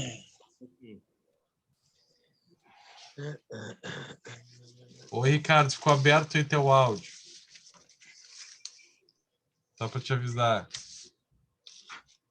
Vamos seguir. Quando a gente fala aqui de aceitação e defusão, a gente está falando questão da exposição do sujeito às suas emoções, seus pensamentos, também chamado de abertura, conceito de abertura.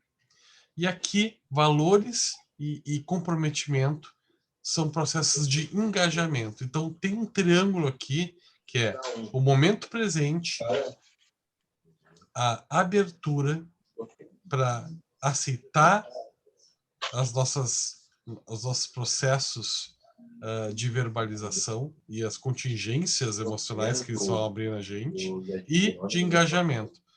Ricardo, tá aberto aí. Vou ligar. Alguém liga para o Ricardo para avisar que está aberto, daqui a pouco sai alguma coisa aí que não gostaria que nós ouvíssemos. Vou mandar no grupo ali. Professor.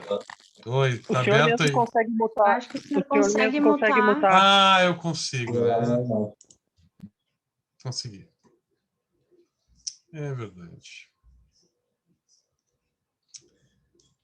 Ok. Tinha esquecido desse poder. Então, vamos lá. Bem analógico esse ser que você fala, né? Vamos lá.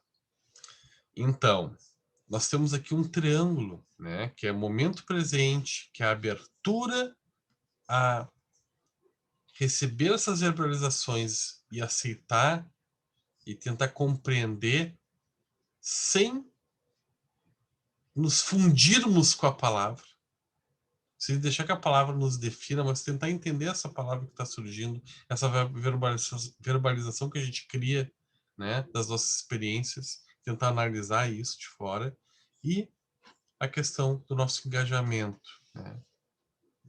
Então vamos tentar entender esse processo, né?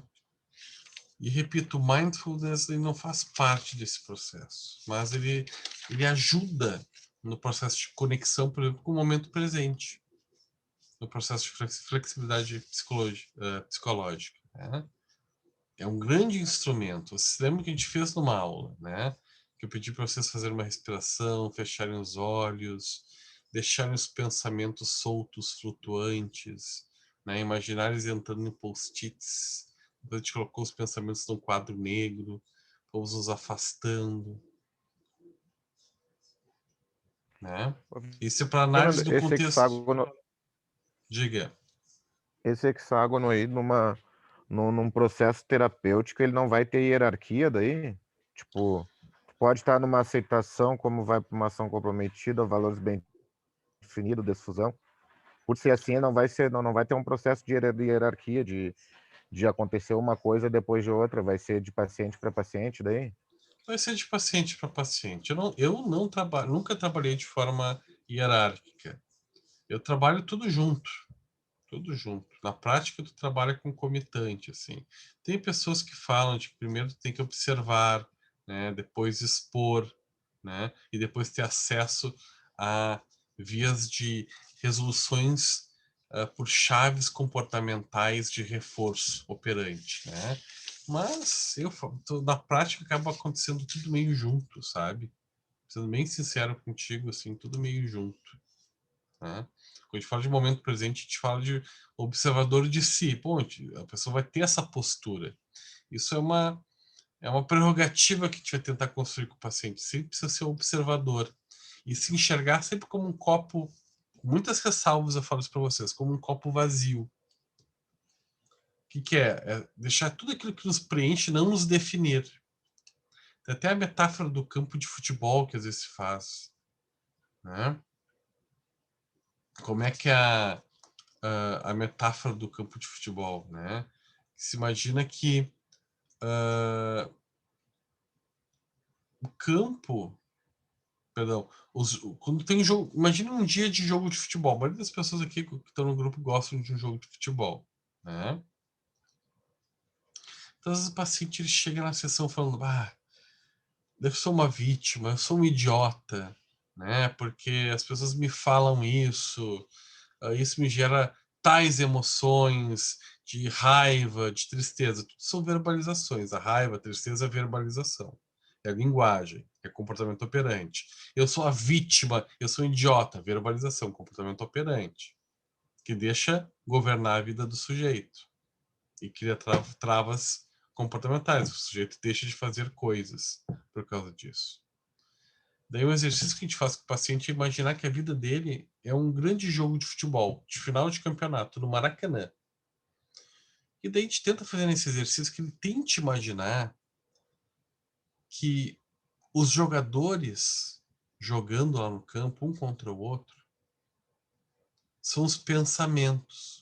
Que às vezes até lutam um contra o outro. Às vezes tu pensa que tu é um idiota, mas tu pensa assim, poxa, mas eu não sou um idiota, eu não quero me sentir assim. Daí são os times, um jogando contra o outro. O time de camisa azul e de camisa vermelha, um jogando contra o outro.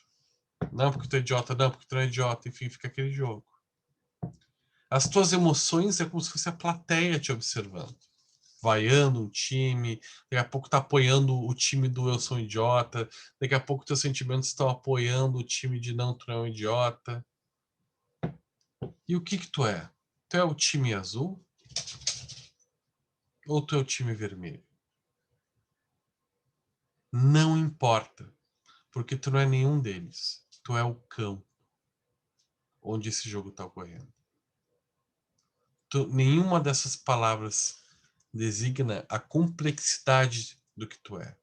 Porque nós não somos ou, nós somos e, ou e. Nós somos adições de muitas coisas.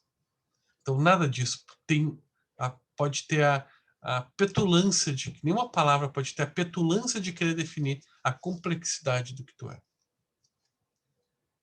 Então, tu é o campo. Não importa que time vai ganhar. Tu é nenhum deles. Tu é mais do que isso. Tu transcende a isso. Tu transcende a torcida. as suas emoções. Tu é muito mais do que isso. Tu é o alcabouço, tu é o estádio, tu é toda a estrutura que dá conta de uma partida que os times vão embora depois. E vem outros jogar. Que dá o da tolerância, da intolerância, enfim. Muitas partidas são jogadas e tu é o receptáculo de tudo isso. Que é muito maior do que a soma das partes. Olha a Gestalt entrando aí. O todo é maior do que a soma das partes de uma partida de futebol. Tu constitui um todo muito maior do que isso. E entra muita Gestalt aí, no entendimento também desse conceito. Né? E isso alivia, vocês não fazem ideia de como isso alivia a pessoa. Tira o poder da governabilidade das palavras ruins, que ele acabou criando por associações na vida dele por algum motivo, desde a infância. Né? Isso cria e ajuda naquele processo de desfusão psicológica, ou seja, eu me afasto das palavras. Naquele exemplo, naquela atividade que eu fiz de mindfulness, rapidinho com vocês, até num nível um pouco menos complexo, era para, quando eu imagino as palavras flutuando ao meu redor, eu distancio as palavras de mim. Quando eu pego e colo elas num post-it e coloco num quadro negro distanciado de mim, eu estou deixando essas palavras fora de mim, não constituindo quem eu sou. Eu tiro o poder delas e crio essa desfusão. Elas não fazem mais parte de mim, elas não me definem. Elas ocorrem em mim, mas elas não são, elas não me definem. Porque eu sou maior que isso. Né? E quando eu consigo fazer esse movimento, eu consigo daí finalmente aceitar que essas partidas ocorram dentro de mim, sem lutar contra isso, sem lutar contra as palavras, sem lutar contra os sentimentos que são despertados por isso, e não mais ativar mecanismos de evitação, não fugir mais da dor, não fugir mais da raiva, não fugir mais do batimento cardíaco elevado, não fugir da tristeza quando ela vem devido a algum luto, alguma perda que é necessária ou que foi inevitável na minha vida. Né? Daí a gente começa o processo de transformação, quando a pessoa está aberta ao momento presente. Essa experiência maravilhosa que é a decorrência da experiência de vida, do viver. Né? A CT tem muitas pessoas que falam que é um estilo de vida, saber viver a vida, e não apenas um processo de abordagem psicoterápica. Né?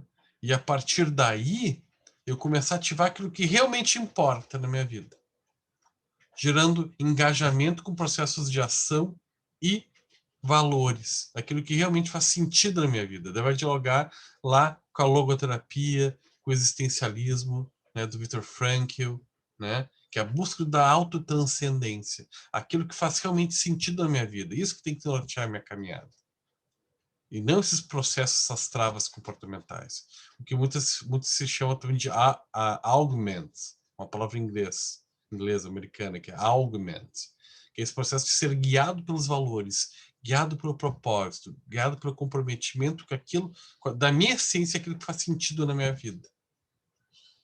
O propósito, ele está acima da governabilidade das palavras. Né?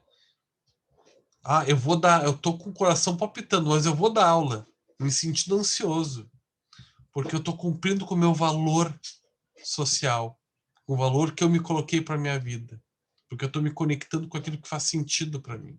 E isso está acima do sentido que eu tô dando nesse momento para meu coração estar acelerado. Eu vou sair de casa mesmo me sentindo, entre aspas, ridículo, porque me falaram que eu sou ridículo.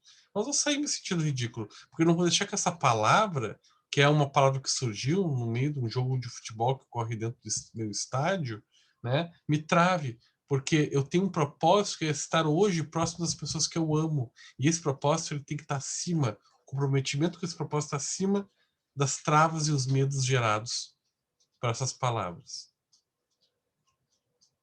E as associações, né, indevidas geradas por esse processo.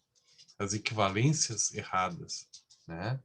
Como, por exemplo, eu tô com medo, não posso sair. Né? Porque eu não sou corajoso. Não, corajoso agora é contrário de medo. Tu não pode ter medo e coragem coabitando no teu corpo. Não pode ter as duas emoções, né? para trabalhar esse aspecto, por exemplo, a gente utiliza muito a metáfora do epitáfio. Às vezes o paciente segura, não sei se eu vou dar aula ou não hoje, porque eu estou com aquela ansiedade, eu sei, você já me falou que o coração bate mais rápido, né?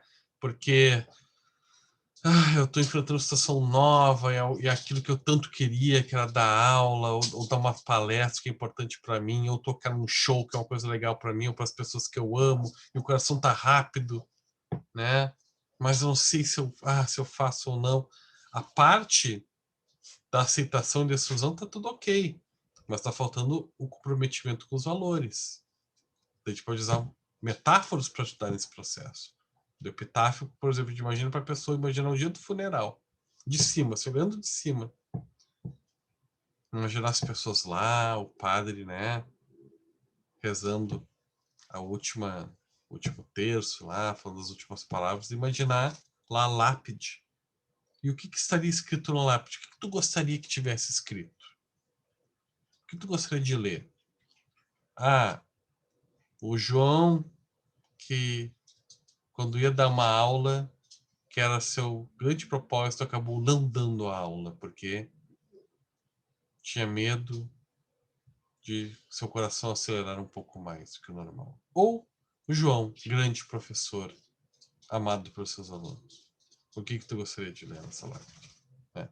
É um exercício de metáfora que a gente faz para aumentar o engajamento com os valores e o comprometimento. Ou da citação dessas emoções, né?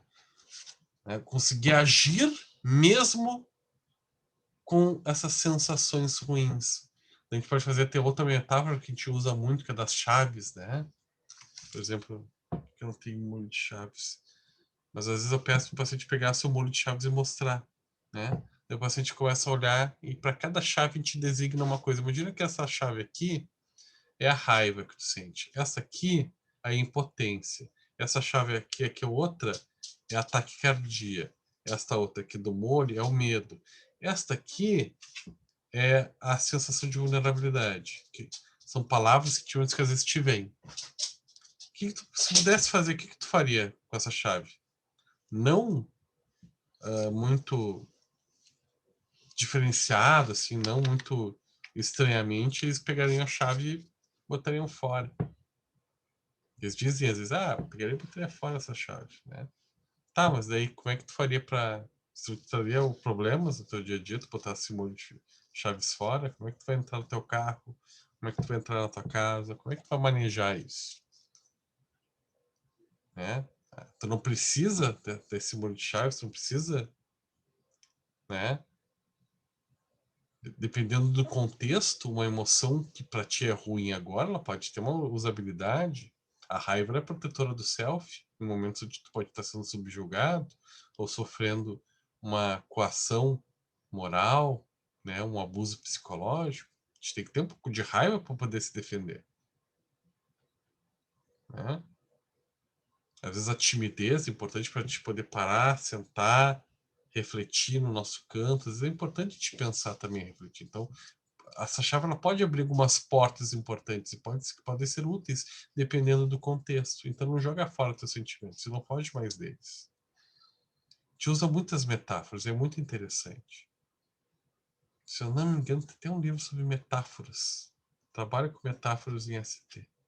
Posso até pesquisar para vocês. Mas é muito interessante. Queria abrir para as colocações de vocês. Estava aberto já, né? Mas deixar vocês à vontade para falarem mais. Hoje estão mais quietinhos.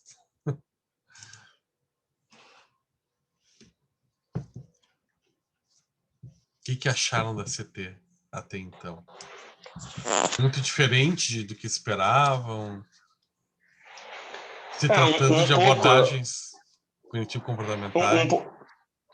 Um pouquinho, porque eu acho que ainda está muito, para mim, pelo menos, ainda está um tanto quanto vago na questão da aplicabilidade dentro de prática clínica, assim, mas eu também estava lendo, já li alguns materiais por fora e realmente, assim, parece ser bem interessante, dá para aprofundar muita coisa na CT que demonstra que ela é bem legal para algumas coisas bem pontuais, assim. Eu pessoalmente gostei bastante, mas ainda tô com um pouquinho de dificuldade de fazer o link com a prática clínica, porque de novo aqui a gente falando às vezes só parece uma coisa tão subjetiva a ponto que, tipo, nossa, se o cara não tem um bom desenvolvimento ou maturidade emocional, talvez um tanto quanto mais acelerado, sabe? Não, a gente vai bater com a CT nele e não nada, né? Sim. Então ainda cabe dar mais uma aprofundadinha, assim. A CT, né? Ela daria tranquilamente, só ela, uma disciplina de um semestre. Tranquilamente. Tá? É que nem o TCC. Chega a ser injusto, porque a processual tem um semestre só para ela, né? E a CT não tem, né? E algumas é que eu vou tentar aprofundar mais, outras talvez eu não consiga chegar porque a gente tem que ver as outras, né? Então a gente vai vendo os conceitos, do que se trata, né? Os fatores epistemológicos, né? Da história, né? Do modelo, né? Psicopatológico. A gente vê algumas questões de algumas técnicas, alguns princípios, mas nunca vai ser a mesma coisa de a gente fazer um curso, né? Entrar numa imersão, né? Até uma ideia pode se levar, né? Imersão em abordagens de terceira onda, né? Trazer profissionais dessas áreas, né? Eu pretendo trazer para dialética, já como eu trabalhei muito pouco na minha vida com dialética, eu penso em trazer um nome bem legal para vocês, que para mim é o principal nome no Brasil. Eu tive a honra de ser meu colega, se formar comigo, que é o Vinícius Dornelles, que é um nome fabuloso, uma pessoa assim, que me faltam adjetivos para ele, assim, né? Gremistão, mas eu penso em trazer ele para palestrar para a gente. Eu vou dar alguns princípios gerais, mas na hora de falar da intervenção em dialética, eu vou tentar ele. Se eu não conseguir ele, eu consigo outro profissional também excelente, né? Mas daí eu vou buscar alguém porque a gente vai ter um tempo bacana para dialética também. Mas é isso, nunca vai assim. Essas abordagens, elas são muito amplas para a gente poder ter em 2 aulas, né? 2 aulas é que nem querer dar psicanálise em 2 aulas. Será que seria possível ver toda a psicanálise em 2 aulas? Toda assim, ó, dar um semestre inteiro só para ver algum aspecto da vida do Freud. Só para falar da vida do Freud. Não precisa nem entrar nos conceitos, né? Então a gente tem, assim, é um pouco injusto, eu sei, né? Eu entendo, porque eu me lembro da minha época de aluno que às vezes eu tinha conteúdos que eu pensava, pô, eu queria, fica o gosto de quero mais, né? Sair com fome da aula, mas isso também é bom. Sair querendo se aprofundar, buscar, né? Isso eu também me sinto contemplado, porque daí, bom, pelo menos eu instiguei, né? A vontade do aluno de buscar mais. Mas muito bacana a tua colocação, Lucas, e a sinceridade das tuas palavras, como sempre, viu? Cici. Professora, só para recapitulando ali, o mindfulness, ele faz parte da terceira onda. E, pelo que eu entendi, ele já existia quando surgiu a CT, isso? O Mindfulness não faz parte de onda nenhuma. Na verdade, é um tipo de meditação centrado no momento presente que é utilizado em abordagens de terceira onda. Né? É um conceito de meditação oriental que serve bem ao processo de conexão com o momento presente nas abordagens de terceira onda, mas não é uma técnica criada pelos terapeutas de terceira onda, ela já existia há milênios, né? Nós nos apropriamos um pouquinho, botamos nomes, né? As abordagens de terceira onda são um pouco marqueteiras, né? Todas são um pouquinho, né? Eu falando, parece que eu tenho ranço das abordagens de terceira onda, não tenho ranço. Mas é assim, também se coloca nome, se apropria, mas aí existia há milênios. Eu fiquei na dúvida Porque tem muitos coaching que usam como que se ela pertencesse à terceira onda. Eu fiquei confusa, por isso que eu queria tirar dúvida. Não, de forma alguma. Se utiliza filosofias orientais, entre elas a meditação, a conexão com o momento presente. Mindfulness é um estilo de meditação, né? Em busca da mente sábia, a autoconexão com o verdadeiro eu, despido de julgamento, né? Conectado com o seu real propósito e o sentido da vida, né? Mas não é propriedade, não foi algo criado pelas abordagens de terceira onda, nem de segunda onda, nem na psicologia. Ok, obrigada. Mas veio servir muito bem, né, nos propósitos das abordagens de terceira onda. E principalmente a CT, tem tudo a ver com a CT. Tudo a ver com a CT.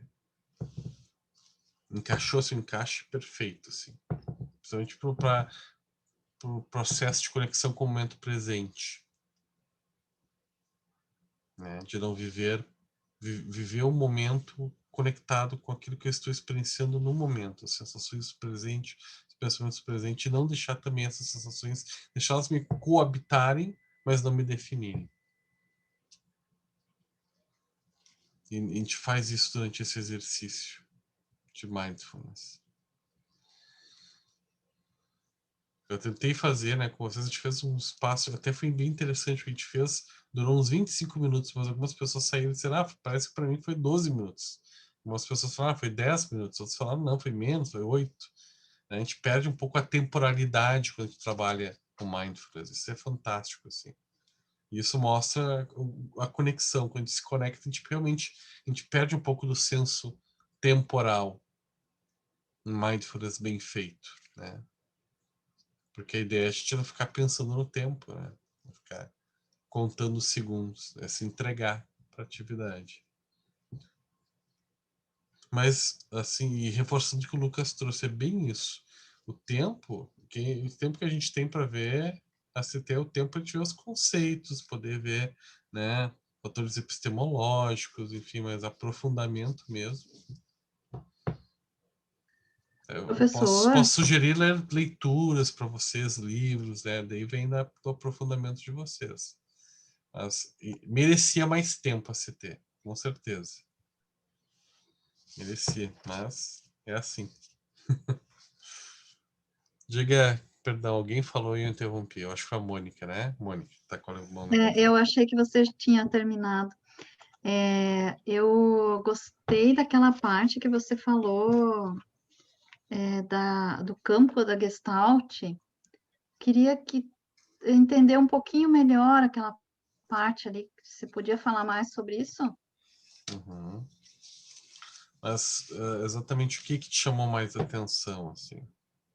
Da questão do campo ali, eu queria entender um pouco melhor, assim, porque você trouxe aquela figura, aquele hexágono, né?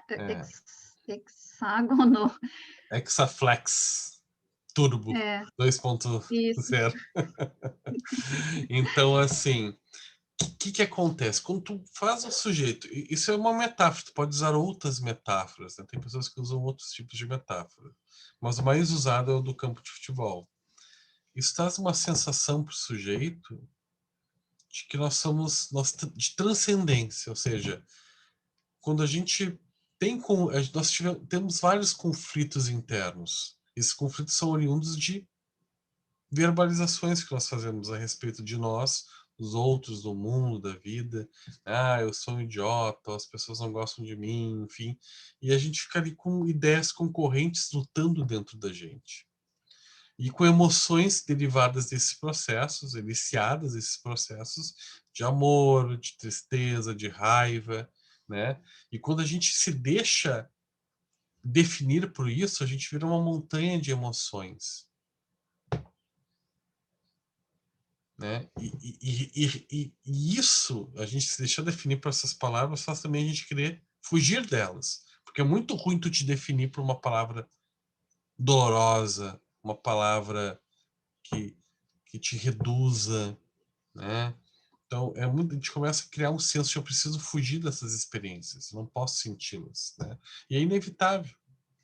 Quanto mais a gente tenta fugir, mais a gente sente. Tanto nas experiências de neurofeedback, assim como na prática clínica contextual, a gente observa que quanto mais a pessoa tenta deixar de sentir algo, mais ela vai sentir. Mais ela pensa naquilo. Então, tu tem que criar uma forma de existir essa coabitação desses sentimentos, desses pensamentos, mas isso não te deixar definir. Mas não definir só porque essas palavras, elas foram construtos contextuais por associações que nem sempre são verdadeiras. Mas também porque nós somos muito mais do que isso, né?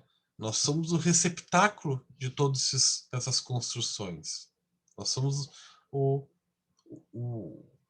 terreno onde se planta toda essa diversidade, essa fauna vasta da vida, né?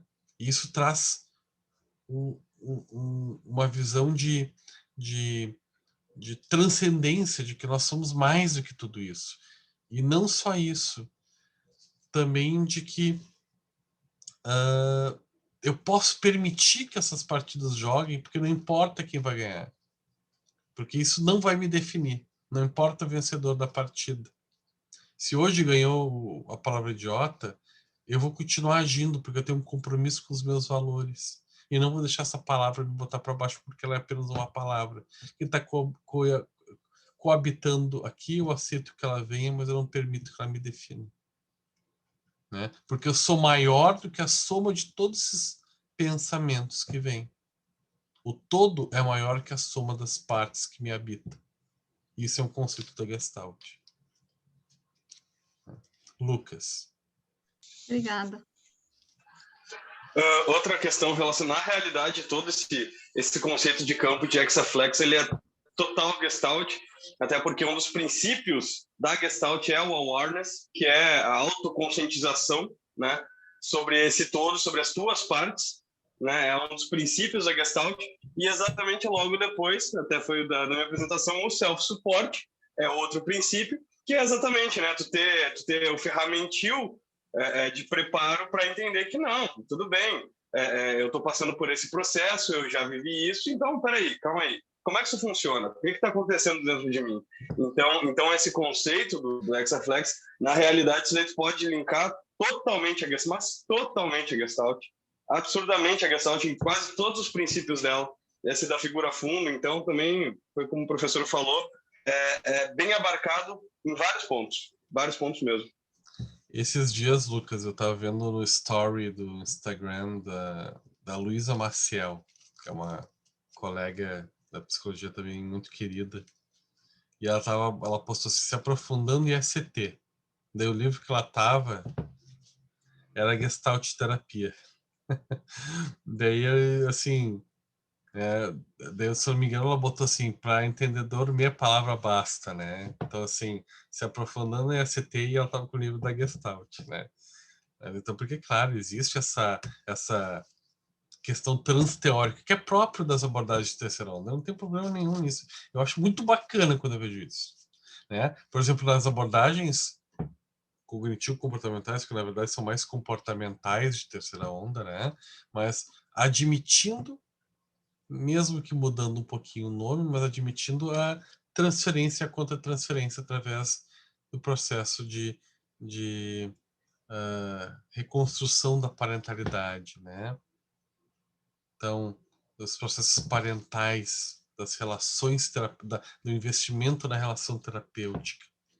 Então, eu acho muito legal quando eu vejo assim, essa aproximação entre as áreas, a colaboração entre os conceitos, se sair daquele narcisismo, né, de não, uma escola, outra escola, e, né, nós temos a nossa forma de concepção de ser humano fechada, não.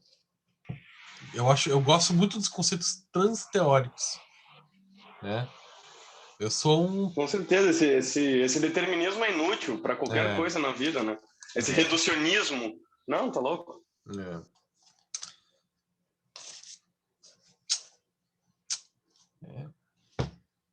Mais alguma colocação, pessoal, que vocês queiram trazer para a aula de hoje?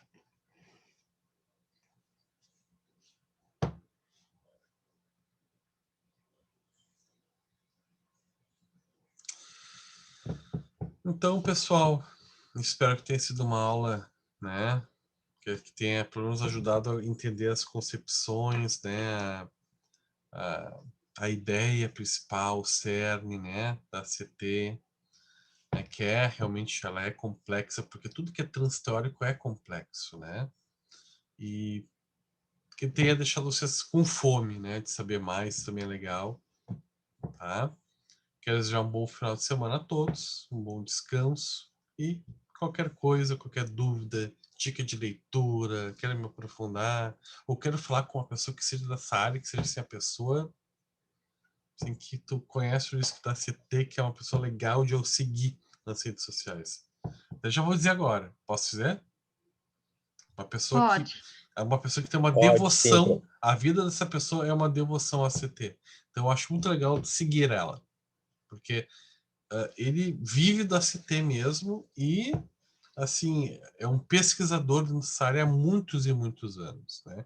Embora eu use, eu sou mais da processual e da focada em esquemas. Uso como postura de terapeuta e postura de vida CT, né? Eu uso muitos conceitos e técnicas da CT também. Eu faço minha clínica é um pouco misturada e depende do paciente. Mas essa pessoa é uma pessoa que a vida dela é uma imersão dentro da CT. Então acho que seria uma grande contribuição para quem gostou desta aula de aprofundamento seguir esta pessoa, que é o Igor Finger. É Finger que se fala, mas escreve Finger. Procura no Instagram. É uma pessoa bárbara. Se formou... De novo? É uma pessoa que se formou comigo. Inclusive, assim, eu tive muita sorte, assim, porque eu me formei com pessoas, assim, que tem um que eu vi nos Dornelles que assim, para dialética, assim, é um nome que vale a pena já seguir desde agora. Procura Vinícius Dornelles. Ele tem várias publicações legais. E o Igor, o Instagram dele é tipo um blog da CT. Onde ele coloca muito conteúdo. Escrito, áudios, né, materiais, assim, é bárbaro. Para quem gosta, o Igor Finger é uma boa dica para seguir no Instagram. Cici. Ele não é professor na FADERGS, eu acho que ele foi meu professor. Ele foi professor muitos anos, acho que não está mais, mas ele foi muitos anos professor da FADERGS. Psicológico. Eu fiz com ele processos psicológicos básicos, isso mesmo. Isso. Ele começou como cognitivo comportamental bem clássico, mas logo em seguida ele se tornou um terapeuta de aceitação e compromisso. E é muito bom, assim, ouvir ele. É muito bom, vocês vão gostar. Depois me deem um feedback se gostaram ou não. Tá? É um cara muito bárbaro, assim. E tem uma clareza para falar, assim, enfim, suspeito para falar. Ok? Tá bom, pessoal? Valeu, boa noite. Fez, professor. Muito obrigado. Valeu, um abraço, pessoal. Bom final de semana a todos. Se cuidem. Forte abraço. Valeu, pessoal. Tchau. Tchau, colegas.